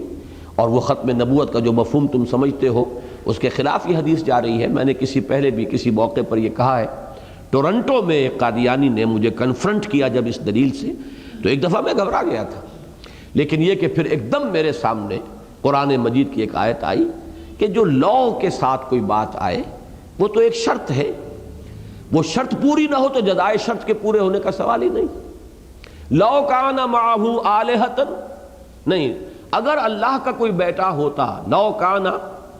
کیا ہے للرحمن ولد، اگر رحمان کا کوئی بیٹا ہوتا فانا اول العابدین، تو میں سب سے پہلے اس کو پوجتا، اس کی بندگی کرتا، اس کی عبادت کرتا۔ اب اس کو اگر کوئی دلیل بنائے کہ اللہ کا کوئی بیٹے کی نفی تو نہیں ہوئی، تو وہ بھی پھر خاموش ہو گیا۔ میں نے کہا یہ تو لا سے بات شروع ہوئی ہے، اگر اللہ کے کوئی بیٹا ہوتا تو حضور فرماتے کہ سب سے پہلے میں اس کی عبادت کرتا۔ اسی طرح اگر ابراہیم زندہ رہتے تو وہ نبی ہوتے۔ ان دونوں کو سامنے رکھیے، تو جب تک کہ شرط پوری نہ ہو جزائے شرط کا کوئی سوال ہی نہیں۔ تو یہ تو صرف ایک موہوم سی بات ہے۔ بہرحال ان کی طرف جو رغبت ہو گئی، بلکہ اس میں ایک واقعہ بیان ہوتا ہے ان روایات میں کہ حضور کا ایک معمول تھا کہ روزانہ عصر اور مغرب کے مابین آپ تمام ازواج مطہرات کے ہاں ایک وزٹ کرتے تھے، بہت بریف، ظاہر بات ہے عصر اور مغرب کے درمیان وقفہ کتنا ہوتا ہے، بہت اول وقت بھی پڑھ لی جائے عصر تو وہ 2 گھنٹے کا ہو جائے گا، اور ازواج مطہرات 9 بیک وقت آپ کے نکاح میں رہی ہیں، تو ان سب کے پاس جب ایک بریف وزٹ تھا تو تھوڑا تھوڑا وقت ہر جگہ پر لگتا تھا۔ لیکن یہ کہ ایک دن حضور صلی اللہ علیہ وسلم حضرت حفصہ کے ہاں گئے، حضرت حفصہ نہیں تھیں اس وقت، وہاں حضرت ماریہ آ گئی، حضور صلی اللہ علیہ وسلم ان کے ساتھ کچھ دیر رہے۔ حضرت حفصہ جب آئیں تو انہیں اس پر کچھ غیرت سی آئی کہ میرے گھر میں یا میرے کمرے میں، میرے حجرے میں یہ ماریہ کے ساتھ حضور صلی اللہ علیہ وسلم نے وقت گزارا ہے۔ تو انہوں نے جب خفگی کا اظہار کیا تو حضور نے قسم کھا لی کہ اچھا آئندہ میں ماریہ سے کوئی تعلق نہیں رکھوں گا، حالانکہ وہ حلال تھی، جائز تھی ان کے لیے۔ ایک تو یہ واقعہ ہے کہ اس پر یہ آیت نازل ہوئی، یا ایھا النبی لم تحرم ما احل اللہ لک تبتغی مرضات ازواجک، اے نبی کیوں آپ اپنے اوپر حرام کر رہے ہیں، کیوں قسم کھا رہے ہیں، کیوں عہد کر رہے ہیں اس شے کے استعمال کی کہ جو اللہ نے آپ کے لیے اصلاً حلال کی ہے، اپنی بیویوں کی رضا جوئی کے لیے، ان کے جذبات کا پاس کرتے ہوئے یا ان کی دلداری کی خاطر۔ یہ تو واقعہ وہ ہے جو میں نے عرض کیا ہے کہ مرسل روایات اس کا مبنی ہیں، ان کے اوپر ان کی بنا ہے۔ لیکن دوسرا واقعہ وہ ہے کہ جو بخاری میں ہے، مسلم میں ہے، ابو داؤد میں ہے، نسائی میں ہے، یہ واقعہ یہ ہے، اور اس کا تعلق بھی وہی ہے شام کے وقت کا حضور کا جو ایک بریف وزٹ ہوتا تھا، ایک آپ جو تمام ازواج مطہرات کے ہاں تھوڑی تھوڑی دیر کے لیے مزاج پرسی۔ ظاہر بات ہے کہ شب باشی تو ہوتی تھی باری باری، ایک رات آپ اپنی کسی زوجہ کے ہاں ہیں، دوسری رات کسی زوجہ مطہرہ کے ہاں ہیں، لیکن یہ کہ اب اس طرح تو یہ کہ ملاقات کوئی ہوتی ہے ہفتے اور 9 دن کے بعد، تو شام کا یہ معمول تھا کہ تھوڑی تھوڑی دیر کے لیے آپ تمام ازواج کے ہاں ہو آتے تھے مزاج پرسی کے لیے۔ تو وہاں یہ ہوا کہ حضرت زینب بنت جحش رضی اللہ تعالی عنہا، ان کے ہاں کہیں سے شہد آ گیا، انہوں نے حضور کو وہاں شہد جو ہے پیش کرنا شروع فرمایا، اور حضور کو رغبت تھی شہد سے، اب وہاں آپ نے نوش کرنا شروع کیا۔ نتیجہ یہ نکلا کہ وہاں معمول سے زیادہ دیر لگنے لگی۔ اب اس پر ایک غیرت کا احساس ہوا، عورت کی فطرت تو اپنی جگہ پر ہے، وہ فطرت تو نہیں بدلتی ہے۔ ازواج مطہرات اگرچہ بہت بلند درجے پر ہیں، لیکن یہ کہ فطرت جو ہے عورت کی، وہ فطرت کے اندر یہ شامل ہے، غیرت کہہ لیں اسے۔ وہ ایک تو یہ کہ سوک ناپا جو ہے وہ تو یوں سمجھیے کسی عورت کے لیے اس سے بڑا عذاب کوئی اور ہے نہیں، لیکن چلیے ازواج مطہرات اس سے بہت بلند تھیں کہ اسے اپنے لیے کوئی عذاب سمجھے۔ کچھ عرب کا عام مزاج بھی تھا کہ وہاں اس کو عذاب نہیں سمجھا جاتا تھا، لیکن یہ کہ ازواج مطہرات تو بہرحال بہت بلندی پر تھیں اخلاق کے۔ لیکن یہ کہ یہ جو معمول سے زیادہ دیر لگنے لگی تو انہیں اندازہ ہوا کہ شاید رغبت جو ہے حضور کو اب زیادہ ہو گئی ہے حضرت زینب کی طرف، اس سے جو ایک غیرت سی پیدا ہوئی۔ تو یہ آپس میں حضرت حفصہ اور حضرت عائشہ رضی اللہ تعالی عنہما، حضور کے ازواج مطہرات میں ان دونوں کا مقام ایک خصوصی ہے، اس لیے کہ دونوں بیٹیاں ہیں، ایک حضرت ابو بکر کی حضرت عائشہ اور ایک حضرت عمر فاروق کی حضرت حفصہ۔ جو مقام ان دونوں حضرات کا ہے امت میں، اور حضور کے ساتھ جیسے کہ وہ یوں سمجھیے کہ رات دن کے رفیق تھے، اور آپ کے مصاحبت اور صحبت کے سب سے زیادہ جو ہے فیض یافتہ، اور آپ کے یوں سمجھیے کہ دست و بازو، لہذا وہ مقام جو ہے خاص احساس تھا حضرت حفصہ اور حضرت عائشہ رضی اللہ تعالی عنہما کا کہ ہمارا خاص مقام ہے۔ تو انہیں زیادہ احساس ہوا اس غیرت کا۔ روکنے کے لیے کیسے روکے حضور کو، اس جو بھی آپ کا ایک معمول بن گیا، تو انہوں نے آپس میں طے کیا کہ وہ شہد جو ہے وہ خاص کسی جگہ سے آیا تھا، اور مغافیر ایک خاص قسم کے پھول کا نام ہے، اس میں کچھ ذرا ہیک سی ہوتی تھی، ایک بو سی، اور اس علاقے کی مکھیاں، شہد کی مکھیاں چونکہ اسی پھول کا رس جو ہے وہ پیتی تھیں اور چوستی تھی، لہذا وہ جو شہد ان کا تھا اس میں بھی وہ ہیک اور بو تھی، اس خاص جو ہے اس مغافیر کے پھولوں کی۔ تو انہوں نے طے کیا کہ حضور ہمارے جہاں جب ہاں آئیں گے ہمارے ہاں تو ہم ان سے کہیں گے کہ آپ کے منہ سے مغافیر کی بو آ رہی ہے۔ اب یہ چیز چونکہ ویسے بھی خواتین زیادہ زود حس ہوتی ہیں اس معاملے میں، اور حضور کا معاملہ یہ کہ آپ نہایت لطیف احساس والے تھے، ذرا سی یہ بات کہی تو آپ کے لیے یہ چیز اتنی بڑی ہوئی کہ آپ نے قسم کھا لی. بعض روایات میں آتا ہے آپ نے قسم کھائی حلف تو کہ آئندہ میں وہ شہد نہیں پیوں گا، استعمال نہیں کروں گا. بعض میں یہ آتا ہے کہ صرف یہ کہا کہ اب کبھی بھی میں وہ شہد نہیں نوش کروں گا. اصل بات تو آپ نے بھی سمجھ لی کہ بات کیا ہے. تو اس پر یہ آیت نازل ہوئی، یا ایھا النبی لما تحرم ما احل اللہ لک تبتغی مرضات ازواجک. اے نبی صلی اللہ علیہ وسلم، کیوں آپ حرام کر رہے ہیں اپنے اوپر، جیسا کہ میں نے پھر یہاں نوٹ کرا دوں، حرام ٹھہرا رہے ہیں کہ لفظ میں استعمال نہیں کر رہا. آپ نے اسے حرام قرار نہیں دیا، شریعت کا کوئی حکم نہیں بنایا اسے، اپنے اوپر اس کا استعمال جو ہے اس کی قسم کھا لی یا اس کو بند کر دیا. تو اس کو بھی یہاں ٹوکا گیا ہے، فرمایا کہ لما تحرم ما احل اللہ لک تبتغی مرضات ازواجک. اب ان الفاظ پر توجہ نوٹ کیجئے، مرتکز کیجئے کہ گھریلو زندگی میں یہ شے اصلاً پسندیدہ ہے. آپ کو اپنی اہلیہ کے جذبات کا پاس ہونا چاہیے، بیوی کو اپنے شوہر کے جذبات کا پاس ہونا چاہیے، یہ پسندیدہ ہے. یہ نہ ہو کہ بے حس ہو شوہر اپنی بیوی کے احساسات کی جانب سے، یا بیوی جو ہے بالکل پرواہ نہ کرے کہ میرے شوہر کے احساسات کیا ہیں. یہ شے پسندیدہ ہے، لیکن ہر پسندیدہ شے بھی ایک حد تک پسندیدہ ہوتی ہے. اس میں بھی اگر تجاوز ہو جائے گا تو بس وہی غلطی ہو جائے گی. وہ تجاوز ہم لوگوں کا حال تو یہ ہے، جو بھی عام لوگوں کا معاملہ ہے، کہ وہ تو اس کی وجہ سے بیویوں کی محبت میں اور اولاد کی محبت میں اللہ کے حرام کو حلال کر رہے ہیں. رشوتیں کھائی جا رہی ہیں، حرام خوریاں ہو رہی ہیں، سب کچھ ہو رہا ہے. ساری جو ہے حدود و قیود اٹھا دی گئی شریعت کی. کس لیے؟ بیویوں کی فرمائشیں، انہیں اچھے سے اچھا کھلانا پہنانا، ان کے زیورات، ان کے جو ملبوسات ہیں، اور نئے نئے بدلتے ہوئے فیشنوں کے ساتھ دوڑ لگائے رکھنا کہ کہیں بیوی جو ہے اس کا دل میلا نہ ہو جائے کہ میرے پاس تو لباس جو ہے اس خاص تقریب کے لیے اور خاص اس دور کا جو فیشن اب چلا ہوا ہے وہ لباس موضوع نہیں ہے. اب اس سب کے لیے حرام کو حلال کیا جا رہا ہے. ظاہر بات ہے اس کا تو کوئی امکان ہی نہیں کہ کوئی اس طرح کا معاملہ، کوئی اس کا شائبہ بھی نبی کے طرز عمل میں پیدا ہو. لیکن یہ کہ حلال کو استعمال کرنے کے لیے اگر آپ نے اپنے اوپر ایک بندش لگا لی، پابندی لگا لی یا قسم کھا لی، تو اس کو گویا کہ بہانہ بنایا گیا ہے یہاں اس ابدی ہدایت کو دینے کے لیے. ہدایت دینی ہے ہمیشہ ہمیشہ کے لیے کہ اے مسلمانوں، آئلی زندگی میں دو انتہائیں ہو سکتی ہیں، دونوں انتہاؤں سے بچنے کی کوشش کرو. ایک عدم موافقت کی وہ انتہا کہ طلاق تک نوبت پہنچ جائے، اور طلاق تک نوبت پہنچتی ہے بالعموم زدم زدہ میں. یہ زدم زدہ کی شکل ہے کہ جس سے بات یہاں تک بڑھ جاتی ہے کہ پھر سیپریشن کی نوبت آ جاتی ہے. خاص حالات تو ایسے ہو سکتے ہیں کہ جہاں واقعتاً جسٹیفائیڈ ہو اور صحیح روش ہی یہ ہو کہ علیحدہ ہو جائیں، لیکن عام طور پر طلاق کی نوبت آتی ہے جب وہ زدم زدہ اور خام خواہ کو بات کا بتنگڑ بنانے کا انداز ہو. اور دوسری طرف یہ بھی نہیں ہونا چاہیے کہ اتنی ایک دوسرے کی چاہت ہو جائے،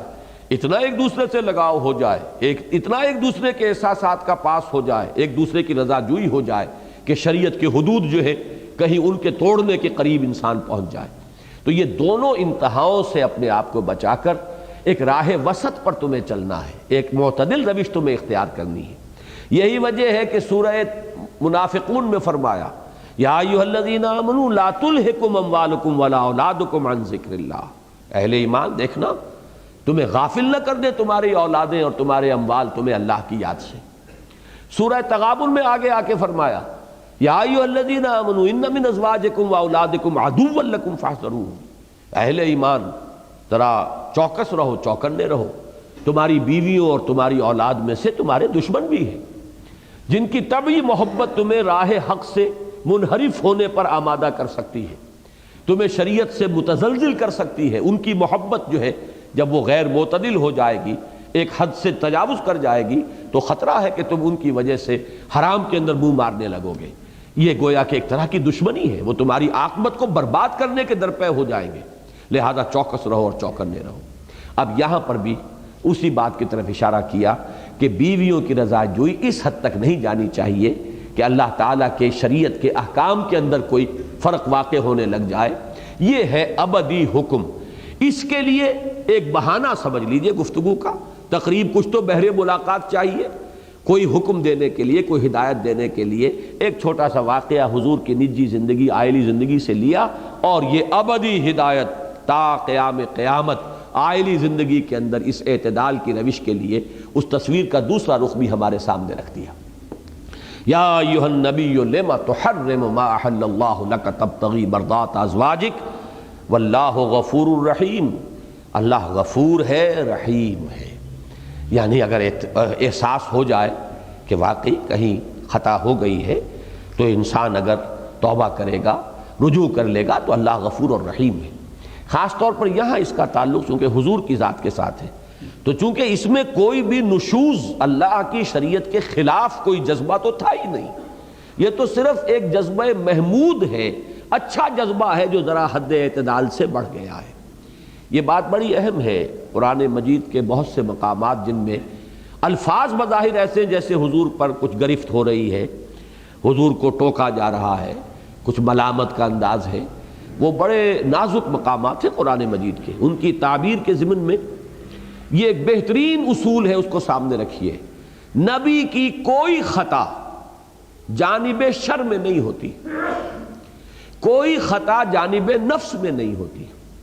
خطا ہوتی ہے جانب خیر میں، بھلائی ہی میں کوئی تجاوز ہو جاتا ہے، بھلائی میں، نیکی میں، خیر میں حد اعتدال سے تجاوز، ورنہ نفسانیت معاذ اللہ کوئی خطا بربنائے نفسانیت نہیں ہو سکتی۔ جانب شر میں رجحان نہیں ہے نبی کا، ہرگز کوئی سوال ہی پیدا نہیں ہوتا۔ البتہ جانب خیر میں ہو سکتا ہے کہ کہیں اس جذبہ محمود اور اس بھلائی کے جذبے کے اندر حد اعتدال سے تجاوز ہو جائے۔ وہی جو حضرت مسیح کے پیروکاروں میں رہبانیت کا جذبہ برا جذبہ نہیں تھا، ان کا حد اعتدال سے تجاوز کر گیا، ورنہ نیکی کا جذبہ تھا، زہد کا جذبہ تھا۔ الا ابتغاء رضوان اللہ، اللہ کی رضا جوئی ہی کے لیے کر رہے تھے جو کچھ کر رہے تھے، لیکن یہ کہ حد اعتدال سے تجاوز ہو گیا۔ ظاہر بات ہے کہ نبی کا وہاں تک بھی کوئی امکان نہیں، لیکن کہیں اگر کوئی بھی خطا جسے ہم کہیں گے تو وہ اس درجے میں ہوگی کہ کسی خیر ہی کے اندر کہیں حد اعتدال سے تھوڑا سا تجاوز ہو جائے۔ یہ خطا اور خطا میں زمین و آسمان کا فرق ہے۔ میں نے پہلے بھی کبھی یہ واقعہ سنایا ہے، اب تو ہمارے وہ دوست فوت ہو گئے، میاں منظور الحق صاحب سائی وال والے۔ ایک مرتبہ ان سے گفتگو ہو رہی تھی، بڑی پرانی بات ہے یہ، لگ بھگ یوں سمجھیے کہ 30 سال پرانی بات ہے، جب میں سائی وال میں نیا گیا تھا تو تبلیغی جماعت کے ایک بزرگ تھے اس زمانے میں وہاں، ان کا بھی اب انتقال ہو گیا رحمہ اللہ، تحصیلدار فضل محمد صاحب۔ انہوں نے ملازمت چھوڑی، تحصیلداری چھوڑی، تبلیغی جماعت میں ایسے ہمہ تن لگے، پھر گھر بار علیحدہ ختم ہو گیا، بیوی علیحدہ ہو گئی، بچے علیحدہ ہو گئے، ان کے اندر تجرد کی ایک انتہا پہنچ گئی۔ پہلے تو ہمہ وقت ہمہ تن تبلیغ میں لگے، پھر اس سے بھی آگے جا کر تجرد، اور وہ کیفیت ہو گئی کہ انہوں نے کاغان میں ایک جگہ جو ہے کٹیا بنا لی تھی، اور وہ لمبے لمبے چلے کرنے لگے تھے، روزے بڑے کئی متواتر کئی دنوں کے روزے، وہ جو خاص ایک ہے ہمارے ہاں کا ایک نظام، اس میں وہ انتہا کو پہنچ گئے تھے۔ تو ابھی خیر اس انتہا تک بات نہیں پہنچی تھی، وہ اس دور کی بات وہ ہے جبکہ وہ تبلیغی جماعت میں اس طریقے سے گم ہو گئے تھے کہ خاندان بھی ان سے بالکل تعلق منقطع، ہر چیز۔ تو میاں منظور صاحب اب وہ تھے بڑے سیٹھ کاروباری، میرے بڑے دوست تھے، تو ان سے گفتگو ہو رہی تھی تو انہوں نے کہا کہ ڈاکٹر صاحب یہ تو پھر ٹھیک نہیں ہے، یہ تو عدم توازن ہے دین کے اندر، یہ تو پسندیدہ بات نہیں ہے۔ میری ان سے چونکہ بے تکلفی تھی، میں نے کہا میاں صاحب عدم توازن ان کا بھی ہے، عدم توازن آپ کا بھی ہے۔ آپ کے 24 گھنٹوں میں سے 23 گھنٹے دنیا کے اندر لگے ہوئے ہیں، اور آپ جو ہے اس میں کھبے ہوئے ہیں۔ عدم توازن ایک یہ ہے، ایک یہ ہے، لیکن یہ عدم توازن اس عدم توازن سے تو 100 درجے بہتر ہے کہ ایک شخص جو ہے وہ لگا تو ہے تو وہ دین کے لیے، اللہ کے لیے، اس میں خطا ہو گئی، اس میں تجاوز ہو گیا، اور ایک ہے دنیا میں لگے رہنا، اور اس میں سودی کاروبار بھی ہو رہا ہے، اور اس میں یہ بھی ہو رہا ہے، اور اس میں وہ بھی ہو رہا ہے، تو یہ عدم توازن جو ہے اس کے مقابلے میں یہ عدم توازن لاکھ گنا بہتر ہے۔ تو یہ تو خاص ان سے میری ایک بے تکلفی تھی، انہوں نے بھی پھر مانا کہ ہاں بات ٹھیک ہے۔ تو عدم توازن تو ہے۔ اسی طرح سمجھیے خطا میں فرق ہے، ایک خطا نفسانیت کی بنیاد پر ہو رہی ہے، ایک خطا جانب شر میں ہے، ایک خطا جانب خیر میں ہے۔ کسی محمود شے میں ضرورت سے زیادہ یا اعتدال سے زیادہ جو ہے انسان کا معاملہ ہو گیا ہے، تو خطا تو اس کو بھی کہیں گے، لیکن اس خطا اور اس خطا میں زمین و آسمان کا فرق ہے، کہاں یہ خطا کہاں وہ خطا۔ تو نبیوں کی خطاؤں کے بارے میں یہ بات اصولی اگر سامنے رہے گی تو آدمی جو ہے دھوکہ نہیں کھائے گا اور کسی غلط لفظ کو بھی اپنی زبان سے نہیں نکالے گا۔ اور دوسری بات یہ ذہن میں رکھیے، یہ آگے کی آیات کے لیے بہت اہم ہے کہ قرآن مجید میں جب حضور کی اس طرح کی کسی خطا پر، وہ خطا اسی انداز کی جو میں نے عرض کیا ہے، جب گرفت ہوتی ہے تو الفاظ بڑے سخت ہوتے ہیں، ان سخت الفاظ کا ترجمہ کرنا بھی ہم پر جو ہے شاق گزرتا ہے کہ ہم لفظی ترجمہ کرنا پڑتا ہے، اس لیے کہ قرآن کے ساتھ وفاداری کا تقاضا ہے کہ اس کا ٹیکسٹ جو ہے اس کو ہم بدل نہ دیں، ترجمہ تو کرتے ہیں لیکن جھجکتے کرتے ہیں، زبان لڑکھڑاتی ہے کہ اس کا لفظی ترجمہ بھی ہم نہ کریں۔ لیکن اس میں بھی سمجھ لیجئے کہ اس شدت کا سارا دار و مدار، اس کی پروپورشن جو ہے ہوتی ہے کسی شخصیت کے مقام اور مرتبے کے اعتبار سے۔ میرا اور آپ کا جو مقام ہے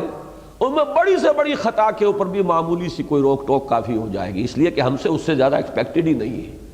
لیکن جن کے رتبے ہیں بلند، جن کے رتبے ہیں سوا، ان کی سوا مشکل ہے۔ ایک بڑی عمدہ جو کہاوت عربی زبان کی ہے کہ حسنات الابرار سیئات المقربین، ایک ابرار ہے ایک مقربین ہے۔ جو چیزیں ابرار کے لیے حسنات شمار ہوں گی، مقربین کے لیے ہو سکتا ہے وہ سیئات شمار ہو جائیں، اس لیے کہ ان کے مقام کے اعتبار سے وہ شے جو ہے وہ ان کے مقام کے اعتبار سے فروتر ہے، ہمارے اعتبار سے تو وہ بھی بہت بلند ہے، بہت اونچی ہے۔ تو یہ نسبت و تناسب اگر سامنے نہ رہے تو بھی انسان دھوکہ کھا جاتا ہے، الفاظ غلط استعمال کر بیٹھتا ہے۔ وہ کار پاکاں را قیاس بر خود مکن، بڑا پیارا جملہ ہے فارسی کا، ان پاکیزہ ہستیوں کو اپنے اوپر قیاس نہ کر بیٹھو، وہ ان کا مقام جو ہے گر فرق مراتب نہ کنی زندگی، گر حفظ مراتب نہ کنی زندگی،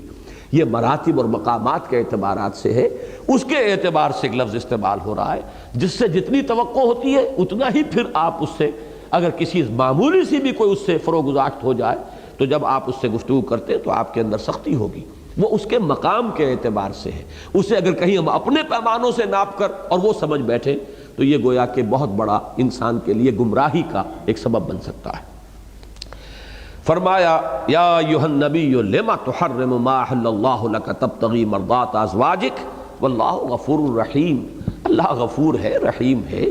ایسی کوئی بڑی بات نہیں ہے، لیکن بہرحال آپ کے مقام بلند سے یہ شے فرو ہے، فروتر ہے، آپ کے شایان شان نہیں ہے۔ خاص طور پر پھر آپ کا مقام نبوت، آپ کی ہر بات دلیل بنے گی، حجت بنے گی دین کے اندر، اس اعتبار سے بھی بہت زیادہ جو احتیاط ملحوظ رہنی چاہیے۔ قد فرض اللہ لکم تحلۃ ایمانکم، اللہ تعالیٰ نے تمہارے لیے مقرر کر دیا ہے راستہ اپنی قسموں کے کھولنے کا، تحلہ حلال کرنا، کھول دینا، تمہاری قسموں کے کھولنے کا راستہ معین کر دیا ہے۔ اس میں پہلے ایک غلطی کرتا رہا ہوں ترجمے کی، آج میں خاص طور پہ اعتراف کے ساتھ اس کو ریکارڈ کرا رہا ہوں کہ میں ترجمہ یہ کرتا رہا ہوں کہ اللہ نے تمہارے اوپر لازم کر دیا ہے ایسی قسموں کا توڑنا یا کھولنا، یہ ترجمہ صحیح نہیں ہے۔ اگر یہ ترجمہ صحیح ہوتا، اگر ہوتا قد فرض اللہ علیکم تحلۃ ایمانکم، اللہ نے لازم کر دیا، فرض کر دیا تم پر اپنی قسموں کا، ایسی قسموں کا کھولنا، لیکن یہاں قد فرض اللہ لکم، لکم کے لفظ نے جو ہے اس کے اندر بڑا مفہوم بدل دیا ہے، راستہ کھول دیا ہے، اللہ نے مقرر کر دیا ہے شریعت کے اندر ایک ضابطہ کہ اگر کوئی قسم انسان ایسی کھا بیٹھے جسے اگر اس کو کھولنا ہو تو پھر یہ ہے کہ اس کا ایک کفارہ ہے جو اللہ نے مقرر کر دیا ہے۔ جو آیات ابھی ہم نے سورہ مائدہ کی پڑھی تھی اس کے بالکل ساتھ ہی یہ مضمون آ رہا ہے سورہ مائدہ میں۔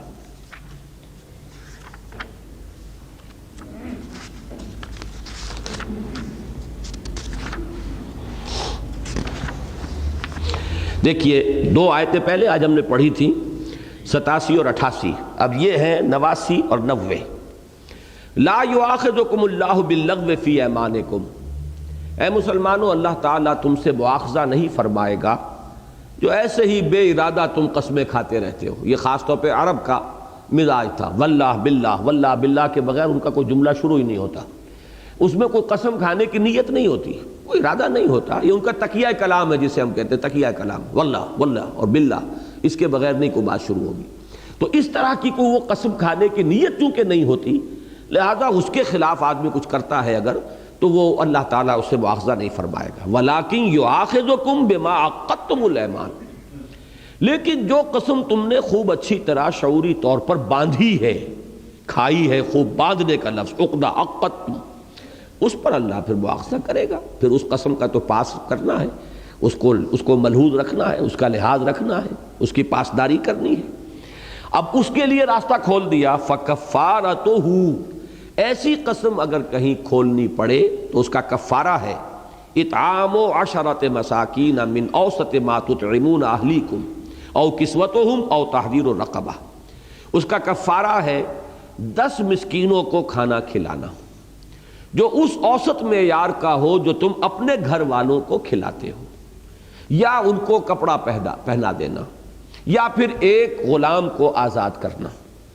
فمن لم یجد، تو جو کوئی اس کی استطاعت نہ پائے، اگر اس کے اندر اس کی مقدرت نہیں ہے، فصیام 3 ایام، تو 3 دن کے روزے رکھنا.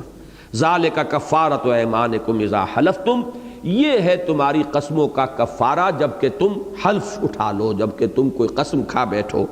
واحفظوا ایمانکم، اپنی قسموں کی حفاظت کرو. کذالک یبین اللہ لکم آیاتہ لعلکم تشکرون، اسی طرح اللہ تعالیٰ تمہارے لیے اپنی آیات کی وضاحت فرماتا ہے تاکہ تمہارے اندر شکر پیدا ہو کہ اللہ نے کتنے بڑے مخمصے سے نجات دلا دی کہ قسم میں کھا بیٹھا تھا، لیکن اللہ نے اس قسم کو کھولنے کے لیے میرے لیے ایک راستہ بنا دیا. یہ گویا کہ وہی بات ہے وَمَن يَتَّقِ اللَّهَ يَجْعَلْ لَهُ مَخْرَجًا، اللہ راستہ نکال دیتا ہے. تو اللہ نے تمہارے لیے راستہ نکال دیا. یہ ایک ہی طویل آیت ہے، میں نے غلط کہا ہے کہ یہ 2 آیتیں، یہ 89 نمبر ہے اس آیہ مبارکہ کا. در حقیقت یہاں اس کی طرف اشارہ ہو رہا ہے. قد فرض اللہ لکم تحلۃ ایمانکم، اللہ نے تمہارے لیے مقرر کر دیا ہے اپنی قسموں کے کھولنے کا ضابطہ، اس کا قانون، اس کا کفارہ. یعنی اس میں اشارہ ہو رہا ہے کہ اے نبی اپنی یہ قسم آپ کھول دیجئے. اب یہ جو آپ نے حلف لے لیا یا قسم کھا لی ہے، یہ اس کے لیے اللہ نے راستہ معین کیا ہوا ہے. واللہ مولاکم، اللہ تو تم سب کا مولا ہے، مددگار ہے، پشت پناہ ہے، ساتھی ہے. یہ تمام الفاظ جمع کر لیجئے. لفظ عربی زبان کا جو مولا ہے، یہ لفظ جو ہے ان تمام مفاہیم کو اپنے اندر رکھتا ہے، ان کے لیے جامع ہے. وَهُوَ الْعَلِيمُ الْحَكِيمُ، اور وہ سب کچھ جاننے والا ہے، کمال حکمت والا. وہ حکیم ہے، وہ حکم دیتا ہے تو وہ حکمت کی بنیاد پر حکم دیتا ہے. اس کا علم کامل ہے، کوئی ایسے ہی الل ٹپ اس کے احکام نہیں ہے. اس نے جو حکم بھی دیا ہے بربنائے علم، بربنائے حکمت دیا ہے. اب ایک دوسرا واقعہ آ رہا ہے اسی طرح، وہ گھریلو زندگی سے متعلق. وَإِذْ أَسَرَّ النَّبِيُّ إِلَىٰ بَعْضِ أَزْوَاجِهِ حَدِيثًا، اور یاد کرو اس سے کوئی واقعہ شروع ہوتا ہے ہمیشہ، یاد کرو، توجہ دلانا ہے. جبکہ نبی نے اسرہ کے لفظ کو یہاں پہچانیے. یہ میرا نام جو ہے یہ بعض مواقع پر بڑا کنٹروورسی کا، ایک بحث کا موضوع بنا رہا کہ کچھ سال پہلے اخبارات میں بڑی اس پر لے دے ہوئی. یہ اسرار مصدر ہے اور اسرار یہ جمع ہے سر کی. سر اسم ہے، بھید. سر کی جمع اسرار ہے، فعل کی جمع افعال ہے، قلم کی جمع اقلام ہے. یہ الف کے زبر کے ساتھ جو ہے یہ جمع کا ایک وزن ہے، اور زیر کے ساتھ باب افعال کے صیغے آتے ہیں، باب افعال کے مصدر. اظہار، اسرار، ایمان، اسلام، یہ سب کیا ہے؟ یہ باب افعال کے مصدر ہیں. تو سر سے جمع اسرار، اور اس سے جو مصدر بنا ہے اسرار، اس کے معنی ہے کسی کو کوئی بات راز کی صورت میں بتانا، خفیہ انداز میں بتانا، چپکے سے بتانا. لیکن یہاں یہ بھی میں عرض کر دوں کہ جب میرے اس نام پر بڑی بحث چلی، یہ نام غلط ہے، اسرار ہونا چاہیے، تو خیر میں نے اس کا جواب دیا تھا میثاق میں، وہ پھر میں نے چھاپ بھی دیا تھا. خاصی وہ اخبارات میں چلی تھی، لے دے ہوئی تھی. اس زمانے میں میں نے خاص طور پر لسان العرب جو سب سے بڑی ڈکشنری سمجھیے، ڈکشنری کیا ہے؟ وہ عربی زبان کا انسائکلوپیڈیا ہے، اسے ڈکشنری کہنا غلط ہے. تو میں نے اس کو بھی کنسلٹ کیا، رجوع کیا، تو معلوم ہوا کہ یہ ان شاذ الفاظ میں سے ہے عربی زبان کے جس میں متضاد معنی بیک وقت موجود ہوتے ہیں. متضاد معنی، بعض الفاظ عربی زبان کے ایسے ہیں جن میں کہ متضاد معنی بیک وقت موجود ہوتے ہیں. تو اسرار کے معنی کسی کو کوئی بات خفیہ انداز میں بتانا بھی ہے، اور علل اعلان بتانا بھی ہے، یعنی اسرار میں اظہار شامل ہے۔ تو میں نے اس وقت لکھا تھا کہ میں تو بہت خوش ہوا کہ میرے والدین نے میرا نام جو ہے اسرار رکھا ہے، چاہے انہیں تو پتہ نہیں ہوگا ان تمام باتوں کا، اور یقیناً پتہ نہیں تھا، لیکن یہ کہ اب یہ بحث چلی تو میں نے جب تحقیق کی تو معلوم ہوا کہ یہ تو بہترین ناموں میں سے ہوا، اس لیے کہ دعوت دین کے یہی دو رخ ہیں۔ آگے ہم 29ویں پارے میں چل کر جب سورہ نوح کا مطالعہ کریں گے تو وہاں جو دعا آئی ہے حضرت نوح علیہ السلام کی، پروردگار میں نے تو اپنی قوم کو خفیہ بھی پکارا، اسررت لہم اسرارا، اعلنت لہم، میں نے اعلانیہ بھی انہیں پکارا ہے تیرے دین کی طرف اور تیری توحید کی طرف، واسررت لہم اسرارا، اور میں نے خفیہ خفیہ ایک ایک کے پاس جا کر علیحدگی میں بھی سمجھانے کی کوشش کی ہے۔ تو اظہار و اسرار دونوں درکار ہیں۔ میرے بڑے بھائی کا نام اظہار ہے، میرا نام اسرار ہے، تو اگر وہ نام غلط نہیں ہے، میں نے کہا تھا اظہار احمد نام غلط نہیں ہے تو اسرار احمد بھی غلط نہیں ہے، لیکن یہ تو ایک درجے میں ہوا۔ اس سے زیادہ جو میں نے اللہ کا شکر ادا کیا وہ یہ کہ اسرار میں تو دونوں معنی موجود ہیں، اظہار بھی اس کے مفہوم میں شامل ہے۔ بہرحال اس کو یہاں پہچانیے۔ وَإِذْ أَسَرَّ النَّبِيُّ، باب افعال سے اسر یسر اسرارن، کہ جب کہ خفیہ طریقے پر بطور راز ایک بات بتائی نبی نے اپنی ازواج میں سے کسی کو، الی بعض ازواجہ حدیثا، ایک بات، فلما نبأت بہ، تو جب انہوں نے ان زوجہ محترمہ نے اسے ظاہر کر دیا، حضور نے فرمایا تھا راز رکھو۔ بعض حضرات نے اس کو جوڑا ہے اسی واقعے کے ساتھ کہ ماریہ قبطیہ کے بارے میں حضور نے جو قسم کھا لی تھی کہ اب میں ان سے کوئی تعلق نہیں رکھوں گا، تو یہ معاملہ تھا اصل میں حضرت حفصہ کے حجرے میں ہوا ہے، وہاں یہ گفتگو ہوئی۔ حضور نے فرمایا اسے رکھنا اپنے تک صرف، اب اس کو کسی اور سے اس کا ذکر نہ کرنا۔ انہوں نے، اب یہ اس کے بھی مختلف پہلو سامنے آئیں گے کہ ازواج مطہرات میں صرف سوکناپا نہیں تھا بلکہ کس قدر گہری محبت بھی تھی آپس میں کہ انہوں نے یہ بات حضرت عائشہ کو بھی بتا دی۔ ایک یوں سمجھیے کہ باہمی اعتماد کی انتہا ہے، وہ سوکناپے ہی والی بات نہیں ہے بلکہ ان کے مابین بڑی محبت اور باہمی اعتماد کی فضا بھی تھی، وہ بات بتا دی۔ اور جیسے کہ عام طور پر ہوتا ہے، یہ عام انسانی کمزوریوں میں سے ہے کہ میرے پاس کوئی راز ہے، میں دیکھیے میں آپ سے کہہ رہا ہوں کسی اور سے نہ کہیے گا، اب آگے آپ بھی یہی کہیں گے کسی سے، دیکھیں یہ بات میں آپ سے کہہ رہا ہوں کسی اور سے نہ کہیے گا، اور ہوتے ہوتے یہ ہوتا ہے کہ وہ کوئی لمبا چکر کاٹ کے پھر آپ تک آ جاتی ہے۔ معلوم ہوا کہ وہ یہ ہمارے عام معاملات جو ہیں انسانی اس میں سے، یہاں تو وہ مسئلہ نہیں ہے، لیکن حضور نے اپنی زوجہ محترمہ سے، اگر وہی روایت سمجھی جائے تو حضرت حفصہ سے جب یہ بات فرمائی کہ دیکھو یہ راز ہے، میں وعدہ کرتا ہوں، قسم کھاتا ہوں، اب میں ماریہ سے کوئی تعلق نہیں رکھوں گا، لیکن یہ کہ اسے اپنے تک رکھنا۔ ہو سکتا ہے کہ واقعہ کوئی اور ہو، یہ میں نے عرض کر دیا کہ یہ بعض حضرات کے نزدیک اسی واقعے کا ضمیمہ ہے یہ۔ فلما نبأت بہ، تو جب انہوں نے اسے ظاہر کر دیا، وَأَظْهَرَهُ اللَّهُ عَلَيْهِ، اور اللہ نے غالب کر دیا اپنے نبی کو اس پر، یعنی اللہ نے وہ بات کھول دی اپنے نبی پر، ظاہر کر دی، اظہرہ اللہ علیہ، حضور صلی اللہ علیہ وسلم پر منکشف فرما دی بات۔ عرف بعضہ وعرف عن بعض، اعرض عن بعض، اب حضور نے چونکہ باز پرس کرنی تھی کہ یہ تم نے کیا کیا، میں نے تو تم سے راز کی بات کہی تھی، لیکن یہ کہ اس میں بھی حضور کا ایک اسوہ آ رہا ہے۔ ایک ہوتا ہے کہ صرف اشارے کنایے سے بتا دینا کہ ہمیں معلوم ہو گیا ہے کہ تم وہ راز نہیں رکھ سکیں، ایک ہوتا پوری بات جو ہے وہ پورے ٹھوک بجا کر کسی کے اوپر دے مارنا، تو یہاں معلوم ہوتا کہ حضور نے کنایے سے بات کی۔ عرف بعضہ، اس کا بعض تو واضح کر دیا، وَأَعْرَضَ عَن بعض، اور بعض سے اعراض کیا، چھپا لیا، یعنی کنائے اشارے میں یہ بات آپ نے اپنی ان زوجہ محترمہ کے سامنے واضح کر دی کہ وہ بات جو ہے پہنچ گئی ہم تک کہ تم وہ بات راز نہیں رکھ سکیں۔ فلما نباہا بہ، تو جب حضور نے، اب یہاں پہ نبا کہتے خبر کو، نبا ینبئ تنبیئا، ایک ہے تنبیہ متنبہ کرنا، اس میں ہوتا ہے زجر ڈانٹ، ایک ہے تنبیہ حمزہ کے ساتھ۔ اب عربی زبان میں تو یہ زمین و آسمان کے فرق واقع ہو جاتے ہیں، یہ حمزہ ہے کہ ہاں ہے، اردو میں ہم بولتے ہوئے تنبیہ اور تنبیہ اس میں فرق نہیں کریں گے۔ نبا ینبئ تنبیئا، باب تفعیل، نبا کے معنی خبر، باخبر کر دینا، بتا دینا، جتا دینا۔ اور وہ تنبیہ جو ہے وہ تو در حقیقت انتباہ جس سے بنا ہے، وارن کرنا، وہ بالکل دوسری بات ہے۔ فلما نبأہا بہ، تو جب حضور صلی اللہ علیہ وسلم نے اس خبردار کر دیا انہیں اس بات پر، قالت من انبأک ھذا، اب دیکھیے یہ بھی ایک بڑا فوری سا رد عمل ہوتا ہے، اس میں کوئی بہت غور و فکر والی بات نہیں ہے، فوراً آدمی آپ کو کس نے بتایا؟ اب یہ ان کے سامنے بات آئی، فوراً جواب جو ہے، اگر یہ معاملہ وہی ہے تو حضرت حفصہ گویا کہ یہاں پر مراد ہے کہ انہوں نے بجائے اس کے کہ اس پر ایک ندامت کا احساس ہوتا، انہوں نے الٹا جیسے کہ ہوتا ہے جس کو آپ اپنے محاورے چمک کر کوئی بات کہنا، کہ اس انداز میں بات، من انبأک ھذا، آپ کو کس نے بتائی یہ بات؟ اب اس میں پس منظر میں یہ ہوتا ہے کہ گویا کہ انہوں نے بھی تو حضرت عائشہ سے یہ کہا ہوگا دیکھنا کسی کو بتانا نہیں، اور حضرت عائشہ نے اگر بتا دیا تو اب گویا کہ ان کا ذہن گیا کہ میرا یہ راز جو ہے، انہوں نے جو بھانڈا پھوڑ دیا تو ذہن ادھر گیا، من انبأک ھذا، آپ کو یہ کس نے بتایا؟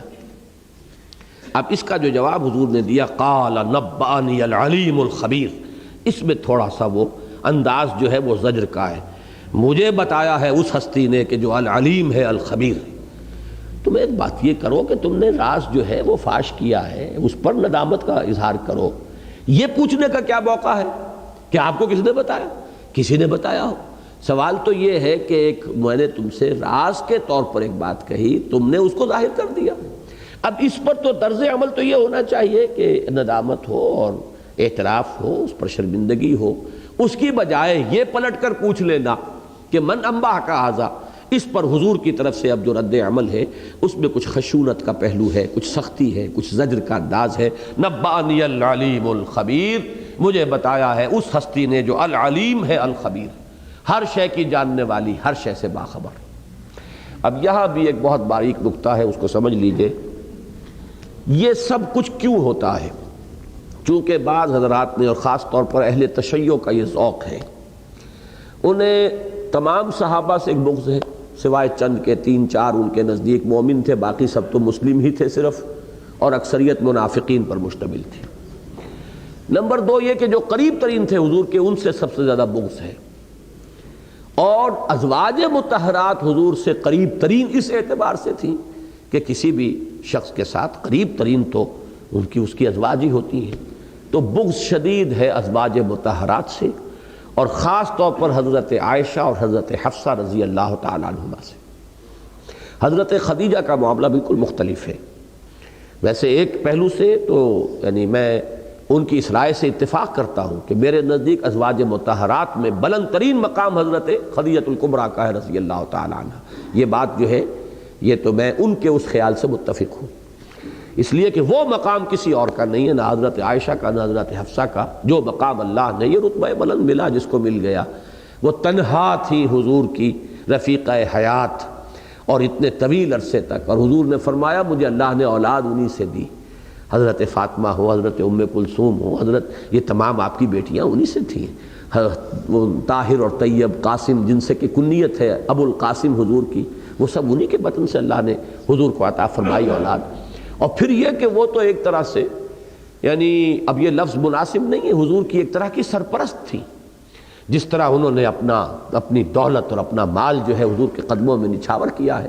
تو ان کا مقام تو اونچا۔ اس اعتبار سے بعض میں سمجھتا ہوں کہ ہمارے ہاں کے اہل سنت اور خاص طور پر اہل حدیث حضرات اس معاملے میں کچھ غلطی کرتے ہیں کہ جب تمام ازواج مطہرات میں وہ حضرت عائشہ کو ٹاپ پر لے جاتے ہیں۔ میرے نزدیک حضرت خدیجہ الکبریٰ رضی اللہ تعالی عنہا کا مقام ازواج مطہرات میں بلند ترین ہے۔ باقی ان کی جو معاملہ ہے اہل تشیع کا، وہ اصل میں حضرت خدیجہ کی بزرگی کے قائل نہیں ہے، وہ ام فاطمہ کی بزرگی کے قائل ہیں، وہ اس لیے ان کی عظمت کے قائل ہیں کہ حضرت فاطمہ کی والدہ ہے وہ، باقی یہ کہ اور 3 جو ہیں آپ کی بیٹیاں ان سے انہیں کوئی تعلق نہیں ہے، بلکہ اب تو انہوں نے ایک نیا شوشہ چھوڑ دیا ہے کہ تینوں بیٹیاں حضور کی تھیں نہیں، صرف بیٹی حضور کی جو ہے وہ حضرت فاطمہ ہے، اور باقی تو ربیبہ تھیں یہ کہ حضرت خدیجہ کی سابق کسی شوہر سے یہ بیٹیاں تھیں، جب حضور سے نکاح ہوا ہے تو پہلے سے ان کے ہاں یہ موجود تھیں، ان کو ربائب کہتے ہیں، ربیبہ۔ یہ بات بالکل غلط ہے اور بالکل من گھڑت ہے، ان کی اپنی متقدمین کی کتابیں جو ہیں وہ سب بھی اس پر جو ہے گواہ ہیں کہ حضور کی ہی صلب سے یہ چاروں آپ کی بنات طاہرات تھیں رضی اللہ تعالی عنہن، یہ تو ایک نیا شوشہ ہے جو انہوں نے چھوڑا ہے۔ لیکن بہرحال مقام کے اعتبار سے میں عرض کر رہا ہوں حضرت خدیجہ کا مقام بہت بلند ہے، لیکن ان کے تو انتقال کے بعد ہوئی ہے جو بھی شادی ہوئی ہے اور حضور کی، تو بقیہ تمام ازواج جو بیک وقت رہی حضور کے نکاح میں، ان میں یقیناً چوٹی کا مقام جو ہے وہ حضرت عائشہ حضرت حفصہ رضی اللہ تعالی عنہما کو حاصل ہے، اس لیے بھی کہ حضرت ابو بکر کی بیٹی، حضرت عمر کی بیٹی، انہی دونوں سے بغض ہے ان اہل تشیع کو، لہذا ان دونوں سے ازواج مطہرات سے ان کا بغض شدید ترین ہے، اور اس بغض کو نکالنے کا انہیں یہاں موقع مل گیا ہے، کیونکہ الفاظ قرآن مجید میں جو گرفت کے آئے ہیں بظاہر سخت ہیں، انداز جو اگلی آیت کا آئے گا خاص طور پر اس کے اندر ایک سختی کا پہلو ہے، اور یہاں بھی اب میں نے بھی ترجمہ کیا ہے تو لفظ کہنے پڑے کہ اس میں ایک پلٹ کر جواب دینے کی بات، بجائے اس کے کہ ایک ندامت کا انداز سامنے آتا، الٹا ایک انداز جو اختیار کیا ہے وہ یہ ہے کہ آپ کو کس نے بتایا، حالانکہ ہونا چاہیے تھا برعکس، اب یہ تو مجبوری ہے ہماری،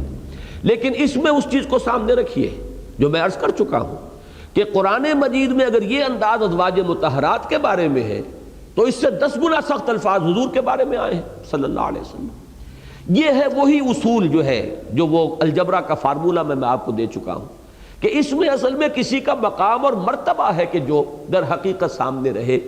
کہ کسی کی ادنا سی اگر کوئی ہے کوئی خطا تو اس کا مقام اگر بلند ہے اس کے اعتبار سے وہ میگنیفائی ہو جائے گی، اس کا جب تذکرہ ہوگا تو اسی طرح شدت کے ساتھ ہوگا، لیکن اس کو عام اور الفاظ کے ظاہر کے اوپر محمول کر لینا یہ در حقیقت ہماری کجی ہوگی ذہن کی، اور جنہوں نے بھی یہ شکل اختیار کی ہے یقیناً ان کے ذہن کی اور ان کے مزاج کی، ان کی طبیعت کی کجی کی علامت ہے۔ کسی درجے میں بھی ان دونوں ازواج مطہرات سے کسی طرح کا کوئی سوء ظن اگر ان آیات کی وجہ سے پیدا ہوتا ہے تو یہ ہماری بہت بڑی محرومی ہوگی۔ یہ حضور کی انتہائی چہیتی ازواج مطہرات تھی رضی اللہ تعالی عنہما، لیکن بہرحال یہاں ایک معاملہ ایسا ہوا ہے جس پر اسی انداز کی گرفت اللہ نے فرمائی ہے جس سے کہیں زیادہ سخت الفاظ میں گرفت قرآن مجید میں خود نبی اکرم صلی اللہ علیہ وسلم کی فرمائی گئی۔ تو جو اصول وہاں رہے گا، اصول تو ایک ہی ہے اپنی جگہ پر، فارمولہ الجبرے کا جو ہے وہ بدلے گا نہیں، وہی اصول یہاں ذہن میں رکھیے۔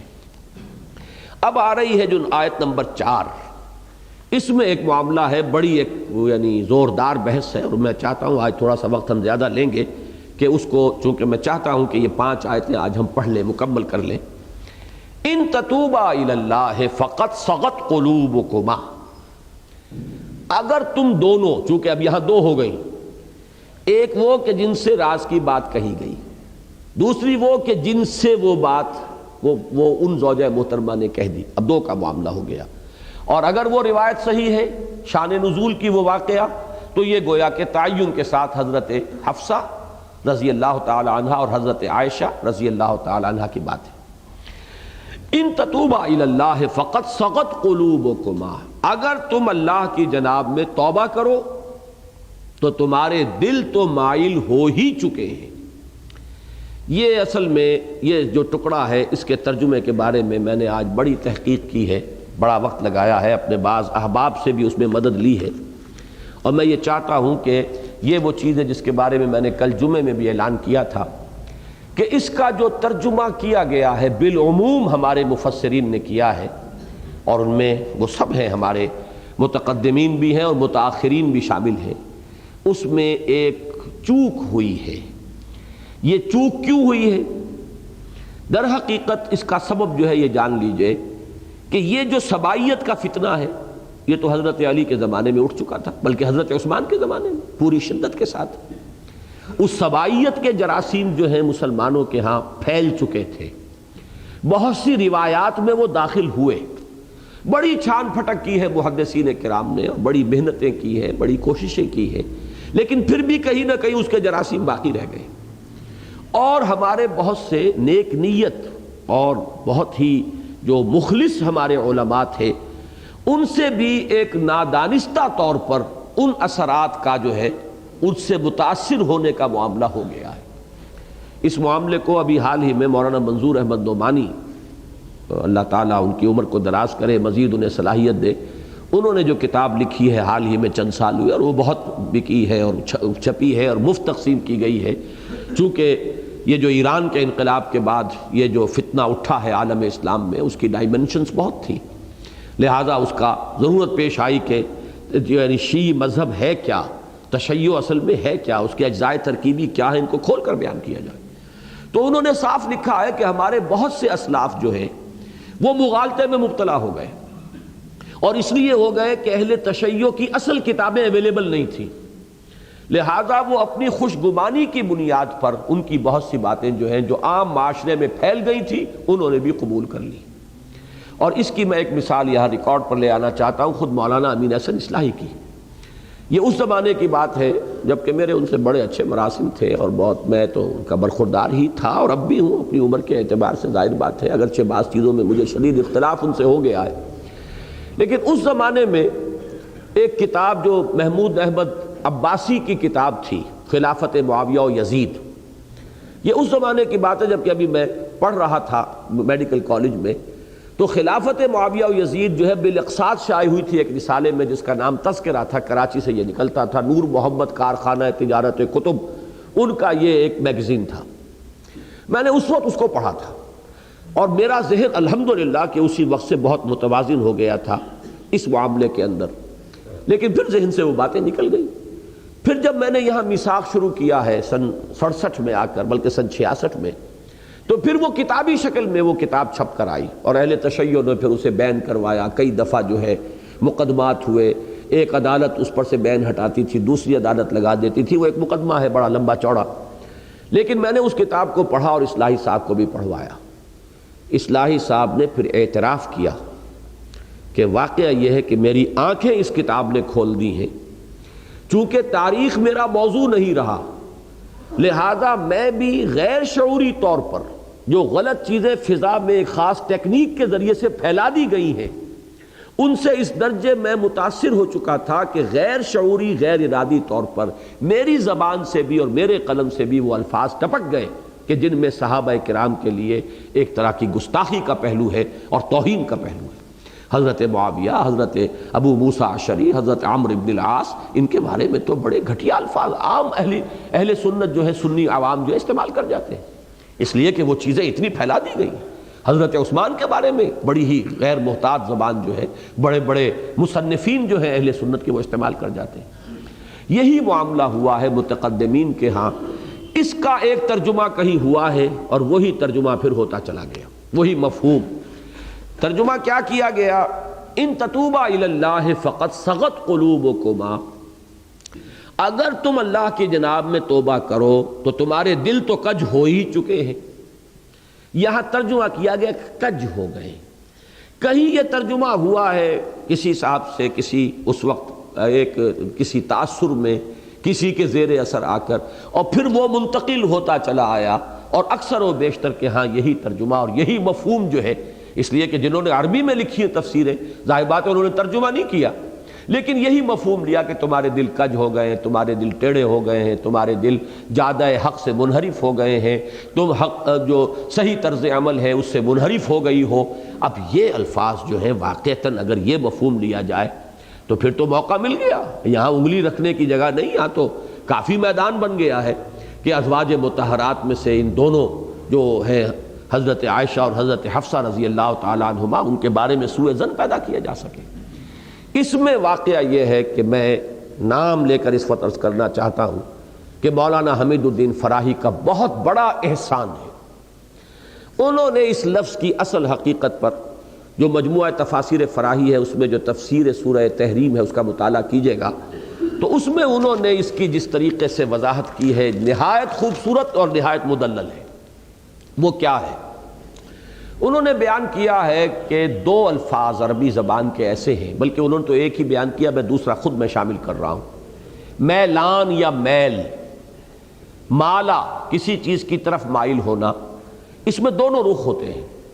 مالا الا کسی شے کی طرف مائل ہونا، مالا عن کسی شے سے میلان ہٹ جانا، نفرت پیدا ہو جانا۔ یہ لفظ جو ہے گویا کہ دو دھاری تلوار ہے، صلہ بتائے گا کہ اس کا کیا مفہوم ہے۔ مالا الا کسی شے کی طرف میلان پیدا ہو گیا، مالا عن اس چیز سے نفرت ہو گئی، اس چیز سے رجحان ہٹ گیا۔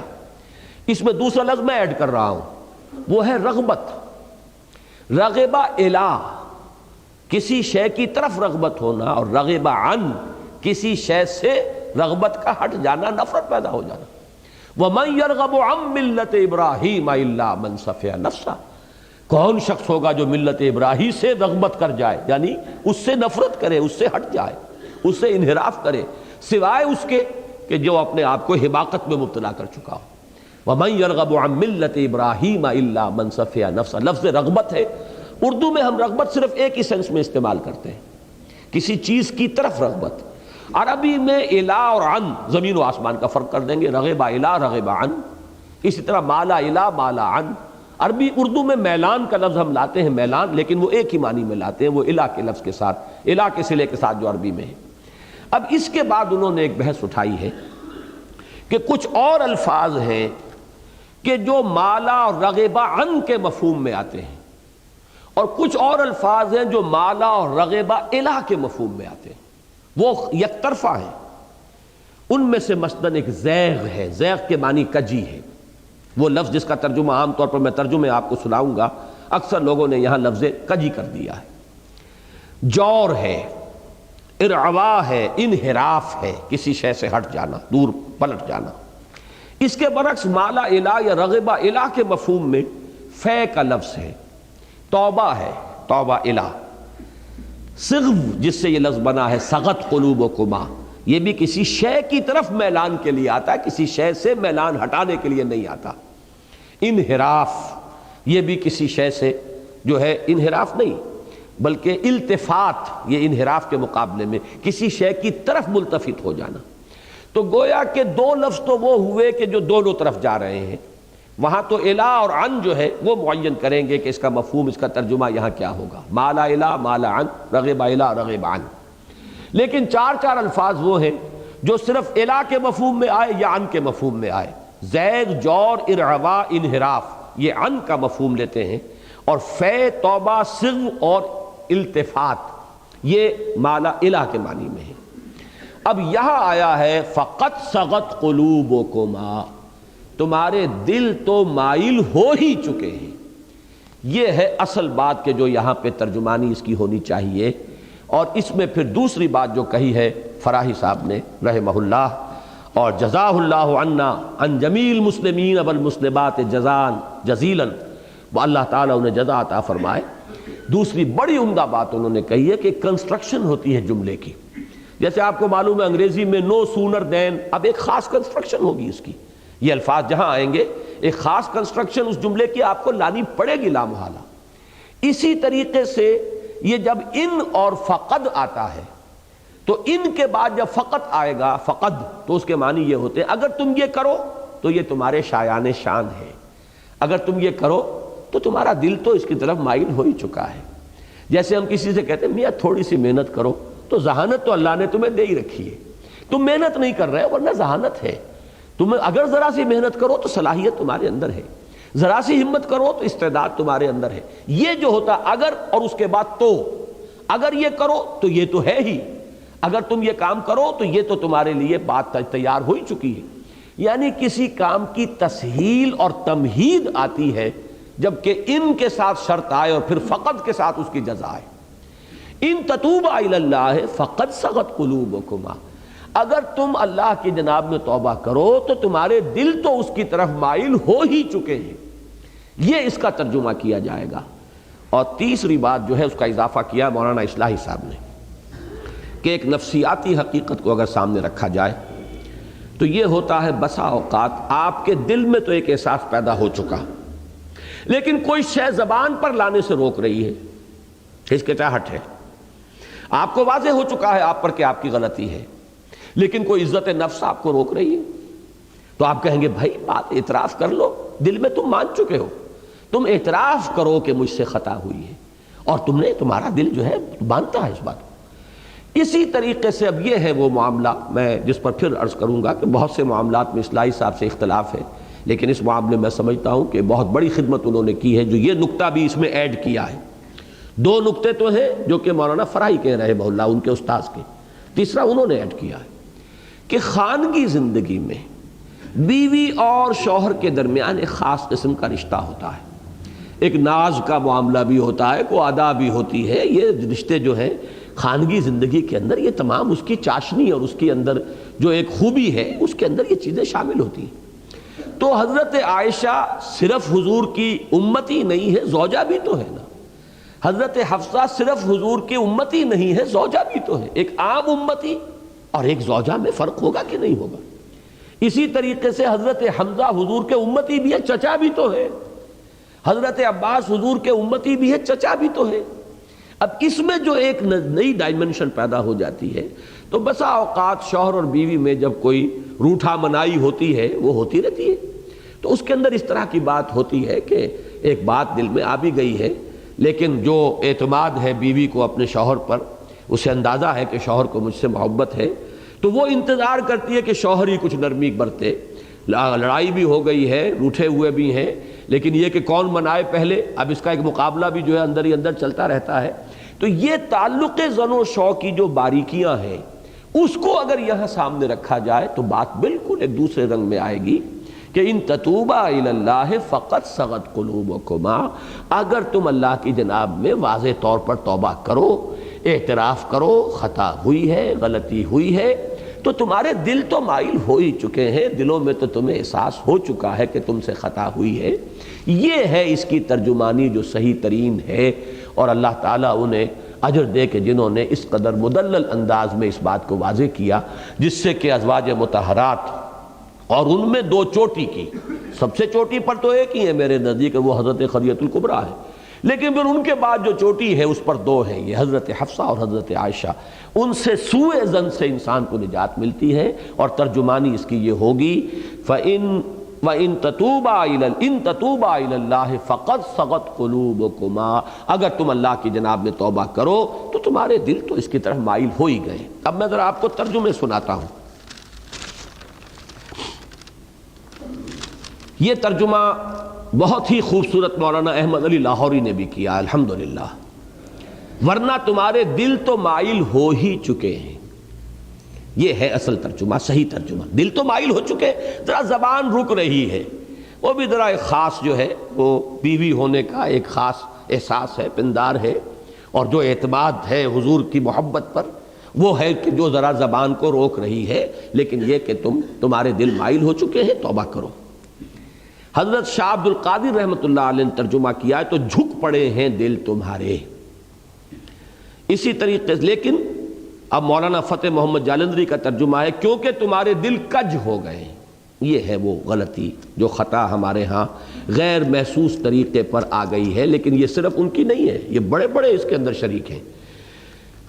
اسی طریقے سے اب جو حالانکہ حضور صلی اللہ علیہ وسلم کے معاملات میں اور ازواج مطہرات کے معاملات میں ظاہر بات ہے کہ احمد رضا خان بریلوی یہ بہت محتاط ہیں، بلکہ بعض جگہ پر تو ان چیزوں کے لیے وہ کچھ میں سمجھتا ہوں کہ بہت ہی زیادہ جو ہے اس معاملے کو کھینچ لے کے جاتے ہیں، لیکن یہاں انہوں نے بھی ترجمہ وہی کیا ہے۔ تو ضرور تمہارے دل راہ سے کچھ ہٹ گئے ہیں،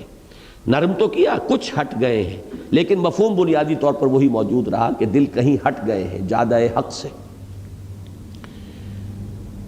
شاہ ولی اللہ رحمہ اللہ، مجھے تعجب ہے لیکن یہ کہ بہرحال ان کا ترجمہ بھی یہ ہے کہ ہر آئینہ کج شدہ است دل شما، کہ بہرحال تمہارے دل کج تو ہو گئے، لہذا لازم ہے تم پر کہ توبہ کرو۔ لیکن اس کا ترجمہ جو ہے حضرت شیخ الہند کے ترجمے کا جو فارسی میں ترجمہ کیا گیا ہے، یہ خاص طور پر مجاہدین نے شائع کیا ہے، یہ جو ترجمہ ہے شیخ الہند کا، اور حواشی مولانا شبیر احمد عثمانی رحمہ اللہ کے، جس کو میں بہت اہمیت دیتا ہوں، یہ مجاہدین افغانستان نے بڑی کثیر تعداد میں اس کا فارسی ترجمہ شائع کیا ہے اپنے ہاں مجاہدین میں عام کرنے کے لیے۔ اس کا ایک سیٹ مجھے بھی انہوں نے ہدیتاً پیش کیا تھا، تو اس میں ترجمہ کیا گیا ہے، اور وہ بہت خوبصورت ہے، اس لیے کہ اصل میں شیخ الہند کا ترجمہ وہ ہے جو میں بتا رہا ہوں۔ ہر آئینہ مائل شدہ است دل ہائے شما،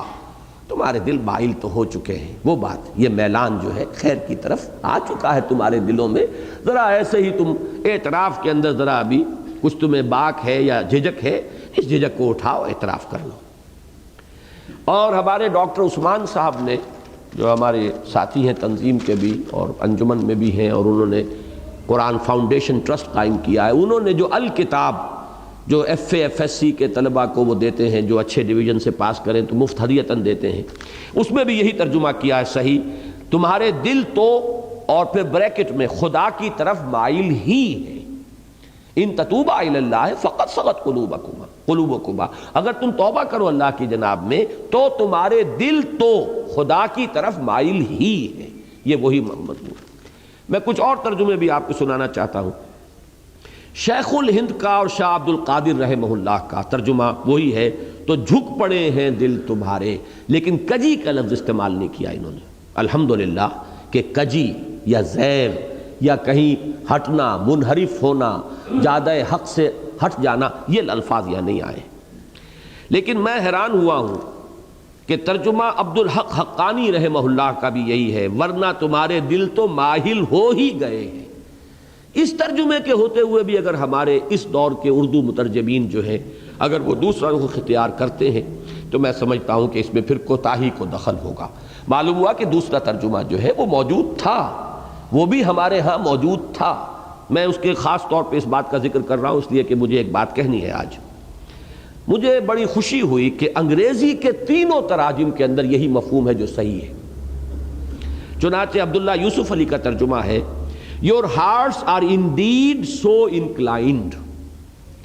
اگر تم توبہ کرو تو your hearts are indeed so inclined، تمہارے دل تو اس کی طرف راغب ہو ہی چکے ہیں، توبہ کی طرف۔ صرف یہ زبان سے لفظ کہہ دینا جو I'm sorry، یہ کہنا جو ہے بڑی جرات کی بات ہوتی ہے، بس ذرا اس میں جھجک ہو رہی ہے، اور وہ بھی اس لیے کہ وہ ایک خاص تعلق ہے، زن و شو کا رشتہ ہے، اس کی وجہ سے۔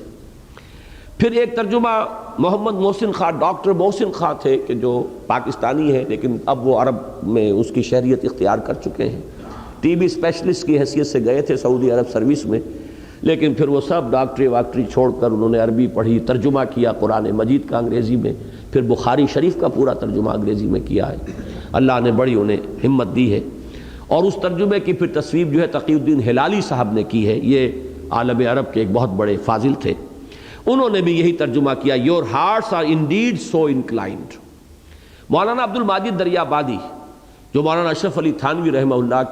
کے وہ حلقہ ارادت میں بھی تھے، ان سے بیعت تھے، اور انہوں نے اصل میں مولانا تھانوی رحمہ اللہ ہی کا ترجمہ جو ہے بنیادی طور پر اختیار کیا، انہوں نے بھی یہی ترجمہ کیا، Surely your hearts are so inclined۔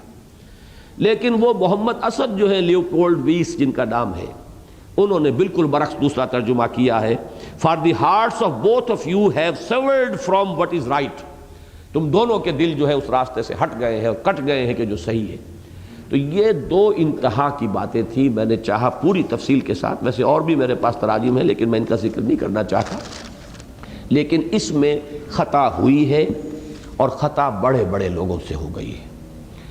اور اس کا سبب جو میری سمجھ میں آتا ہے وہ یہی ہے کہ ہماری تاریخ کے بالکل ابتدائی دور ہی میں وہ سبائی فتنہ اس تیزی کے ساتھ پھیل گیا تھا، اور اس نے اس طرح نفوذ کر لیا تھا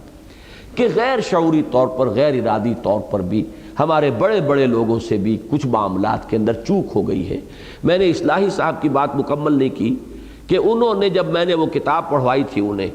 اور انہوں نے اعتراف کیا کہ میری آنکھیں کھل گئی ہیں، پھر باقاعدہ ایک اعلان میں نے ان سے لکھوا کر میثاق میں شائع کرایا، توبہ نامہ، کہ مجھ سے بھی بے شعوری میں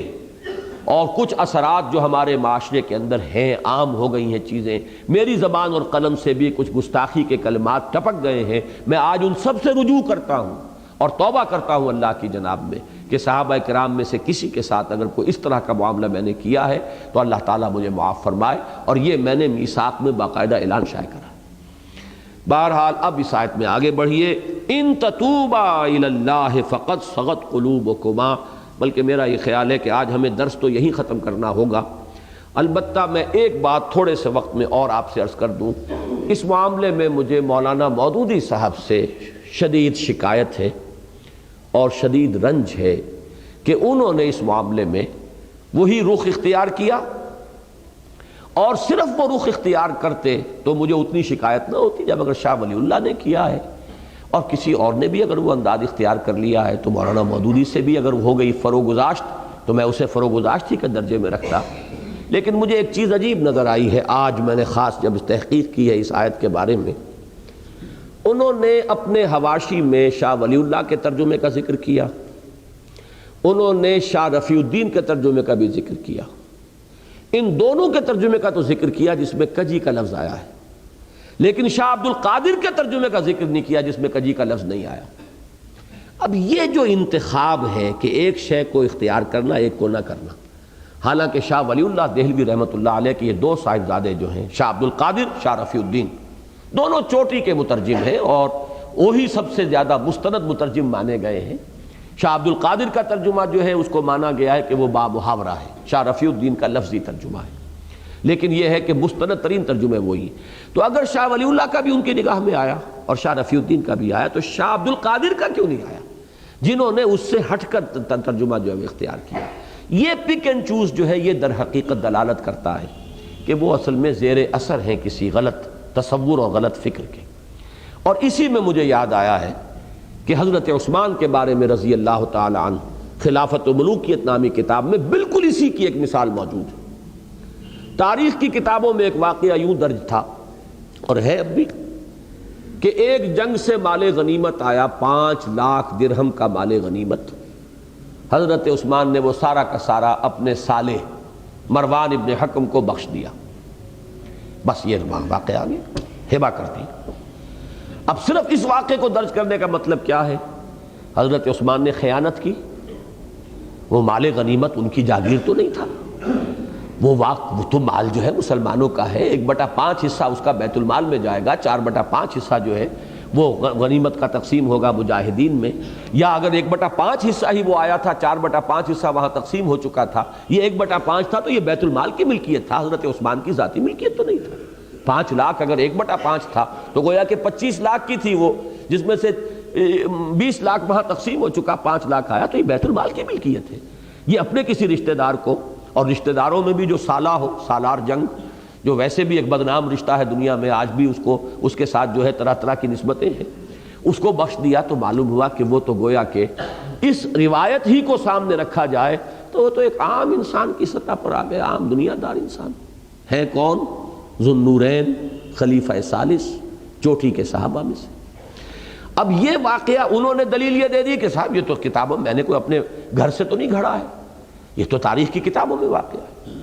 لیکن اگر یہ بات بھی سامنے ہو کہ انہی تاریخ کی کتابوں میں اس واقعے کی روایت یہ بھی موجود ہے تفصیل سے، تفصیل کیا ہے اس واقعے کی کہ جب وہ مال غنیمت آیا، وہ مال غنیمت ہوتا تھا اجناس کی صورت میں، چیزوں کی صورت میں، وہ کوئی نقد تو نہیں ہوتا تھا۔ حضرت عثمان نے مجلس شورا سے اجازت لے کر وہ سارا مال 5 لاکھ میں خرید لیا، 5 لاکھ بیت المال میں داخل کر دیے، اپنی ذاتی جیب سے اس مال کو خرید لیا، وہ بھی اجازت سے، اصحاب شورا کی اجازت سے، کہ بجائے اس کے کہ یہ سارا مال جو ہے بیت المال کے اندر اس طرح جمع کیا جائے، نقد میں 5 لاکھ میں یہ مال اگر آپ اجازت دیں تو میں لے لیتا ہوں، 5 لاکھ بیت المال میں داخل ہو جائیں گے، یہ مال اب آپ کی ذاتی ملکیت ہے، اب آپ جسے چاہیں ہبہ کریں، کسی کو دے دیں، کسی کو کوئی اعتراض نہیں۔ یہ تفصیل بھی اگر موجود ہو تاریخ کی کتاب میں، پھر ایک شخص اس واقعے کو جو ہے مجمل بیان کرتا ہے تو معلوم ہوتا ہے کہ یہاں کوئی نہ کوئی نقطہ نظر کی کجی ہے، کوئی ٹیڑھ ہے، کوئی اپنی سوچ کے اندر جو ہے وہ غلطی جو ہے وہ پیدا ہو چکی ہے۔ تو یہ ہے اصل میں وہ بات جس کی مجھے ایک اور جو ثبوت ہے وہ آج ملا ہے کہ اس میں ترجمے جو اس ترجمے کی تائید کرنے والے ہیں کہ دل کج ہو گئے تمہارے، توبہ کرو اللہ کی جناب میں، تمہارے دل ٹیڑھے ہو گئے، راہ حق سے ہٹ گئے، تو وہ ترجمے تو انہوں نے بیان کر دیے، شاہ ولی اللہ کا بھی اور شاہ رفیع الدین کا بھی، لیکن شاہ عبد القادر کا ترجمہ بیان نہیں کر رہے۔ تو یہ میرے نزدیک در حقیقت اس میں جیسا کہ میں نے عرض کیا، میں دوبارہ وہ الفاظ دہرانا نہیں چاہتا، جو ہمارے بعض اکابر کو، مولانا مدنی رحمہ اللہ کو بہت پہلے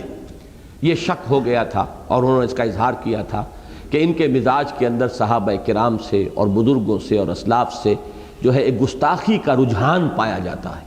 اس وقت تک یہ چیزیں اس طرح کی واضح طور پہ سامنے نہیں آئی تھی، لیکن ہوتے اہل اللہ کے جو کسی چیز کو بھانپ لیتے ہیں، کسی چیز کا اندازہ انہیں کسی کے انداز سے ہو جاتا ہے۔ تو اس قسم کا واقعہ یہ ہے کہ خلافت و ملوکیت تو خیر اس کی بہت ہی بڑی مثال ہے، لیکن ایک مثال مجھے آج ملی ہے اس ترجمے کے اندر کہ سارے ترجمے دلائل کے اندر سابقہ جو ہے انہوں نے کوٹ کر دیے، لیکن یہ کہ شاہ عبد القادر موضح القرآن،